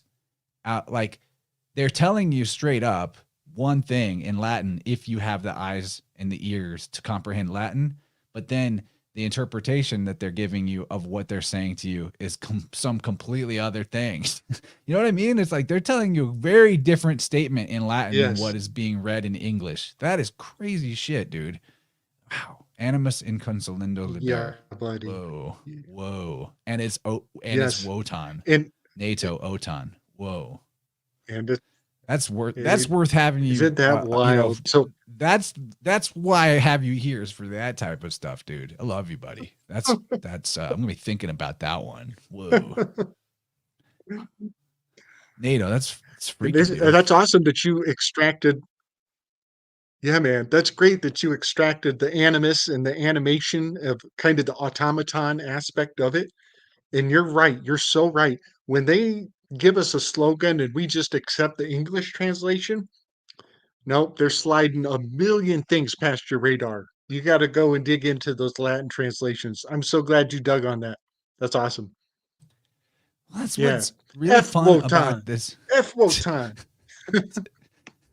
Well, Wotan is Bacchus too. I mean, they're the same guy. It's the sun. It's the monomyth. The monomyth got fragmented by grabblers so that it could be used in different regions to play them off of each other. But it's always been only the one thing. It's only one god or three gods in one, but there's still one guy. It's all the same thing. But why this series is so valuable to me, apart from the fact that it's just fun to talk about comic booky stuff, because I've always been a nerd like that, is, my ability to comprehend Latin when I see it and know the multidimensional layers of meaning without going and referring to a translation. I just see that slogan. I'm like, whoa, they're saying some shit there. Or, just from this series is what has pushed me over the line or the tipping point where I can read Hebrew letters on sight without referring to a chart of what the letters are and know their numerical value. So like this, this series, I'm doing this for me, but I'm glad you guys are along for the ride. But it's really upgrading my whole neologism here, numerical linguistic comprehension. It's numerical linguistic comprehension. It's it's a lot of fun. So enjoying it. Looking forward to picking it up where we left off. What do you want to? I'm thinking about Wednesday is Valentine's Day, dude. I know that it's your Hallmark created this holiday and all that, but I think I'm just gonna do something nice for my wife on that night, and we'll probably take the Wednesday off for the holiday. So just letting everybody know. Maybe I'll do something, but maybe on a different day. If I do, it'll be a surprise. I'll let you know on the day, but I think we'll have the night off on Wednesday. How's that sound? I dig it. I totally dig it. Yeah. Day for the lovers. Yeah, the lovers. And here's Kyle coming in hot. Howdy, chat friends. Good to catch the last bit live. Thanks for showing your beautiful screen name and logo that represents a great man named Kyle Denton. Check out the link in the show notes for Tippecanoe Herbs, where you can use the InnerVerse coupon code, get 10% off. We get a kickback. Love that. Great products. I've been spritzing myself with my rose hydrosol this entire conversation several times. And Tippecanoe Herbs, my favorite affiliate. Other than that, you can sign up for a tuning. Still got some openings in March, actually, if you guys are interested. I have had some profound results. I tuned somebody for their second time last week. I don't think I've mentioned this on a show yet. Maybe I did. I tuned someone for the second time. And what I found out was that back in December, after the first time I tuned him, it was a root chakra tuning. And 3 days after that tuning, where we worked on their root and their pathways of elimination, this client passed a tapeworm. And I was like, holy shit. That's a very rare result. I'm not saying get a tuning and you're going to have, crazy stuff come out in the bathroom, but that's the type of profound shifts that are possible that you might not even know you needed from a tuning. We changed the energetic environment of the bowels and the digestive tract, and that tapeworm could not live there anymore. And it got out. She didn't even know it was there. So, sound healing, it's real. InnerversePodcast.com/sound-healing if you're interested in that. There's so much possible. It's profound. Get your story straight, get your limiting stories deleted and self-author a much more powerful creative capacity for your life. Yeah. Okay, you got anything else, Gabe, before we wrap it up? Close it down. This has been a great show. Dude, that's awesome, Chance. You're yeah, y- yeah, buddy. Yes, sir. Taking out tapeworms, that's purifying realm one Yaldabaoth at a time. So yeah, big ups to you on that, man. Big ups. Cool. All right. Well, good night, Yeah, I got everybody. nothing else. This was awesome. Oh, I got one thing. There's a very good one thing. There's a good chance I might have Mr. Kyle Denton on the Slick Dissident Shared Artistic Expression very soon. So we're going to work that out, and I'm looking forward to it. I'll try to get a nice notice in advance so people can plan and clear their schedules and come share on the Hoosier gravy. Y'all have never had gravy till you've had Hoosier gravy. Hoosier gravy is the kind of gravy you can put in your coffee. Well, All you right, know, big love, not y'all. not to invite myself, but I'd be happy to come on sometime. You've done me the great service of being my wingman for quite a while Yes, now, so yes. you know, no obligation, but I'll come hang. That sounds great. And okay, I think that covers it. Thanks again to Yeah, Peter buddy. Shell. Yeah, we'll go big. To We'll go real big. Thanks Peter Shell, Indiana John, Rachel Sparks, everyone else that may super chat after the fact. Love you guys, and have a great Monday night. Have a really sweet Valentine's Day with your sweetie, and other than that, be good. See you later.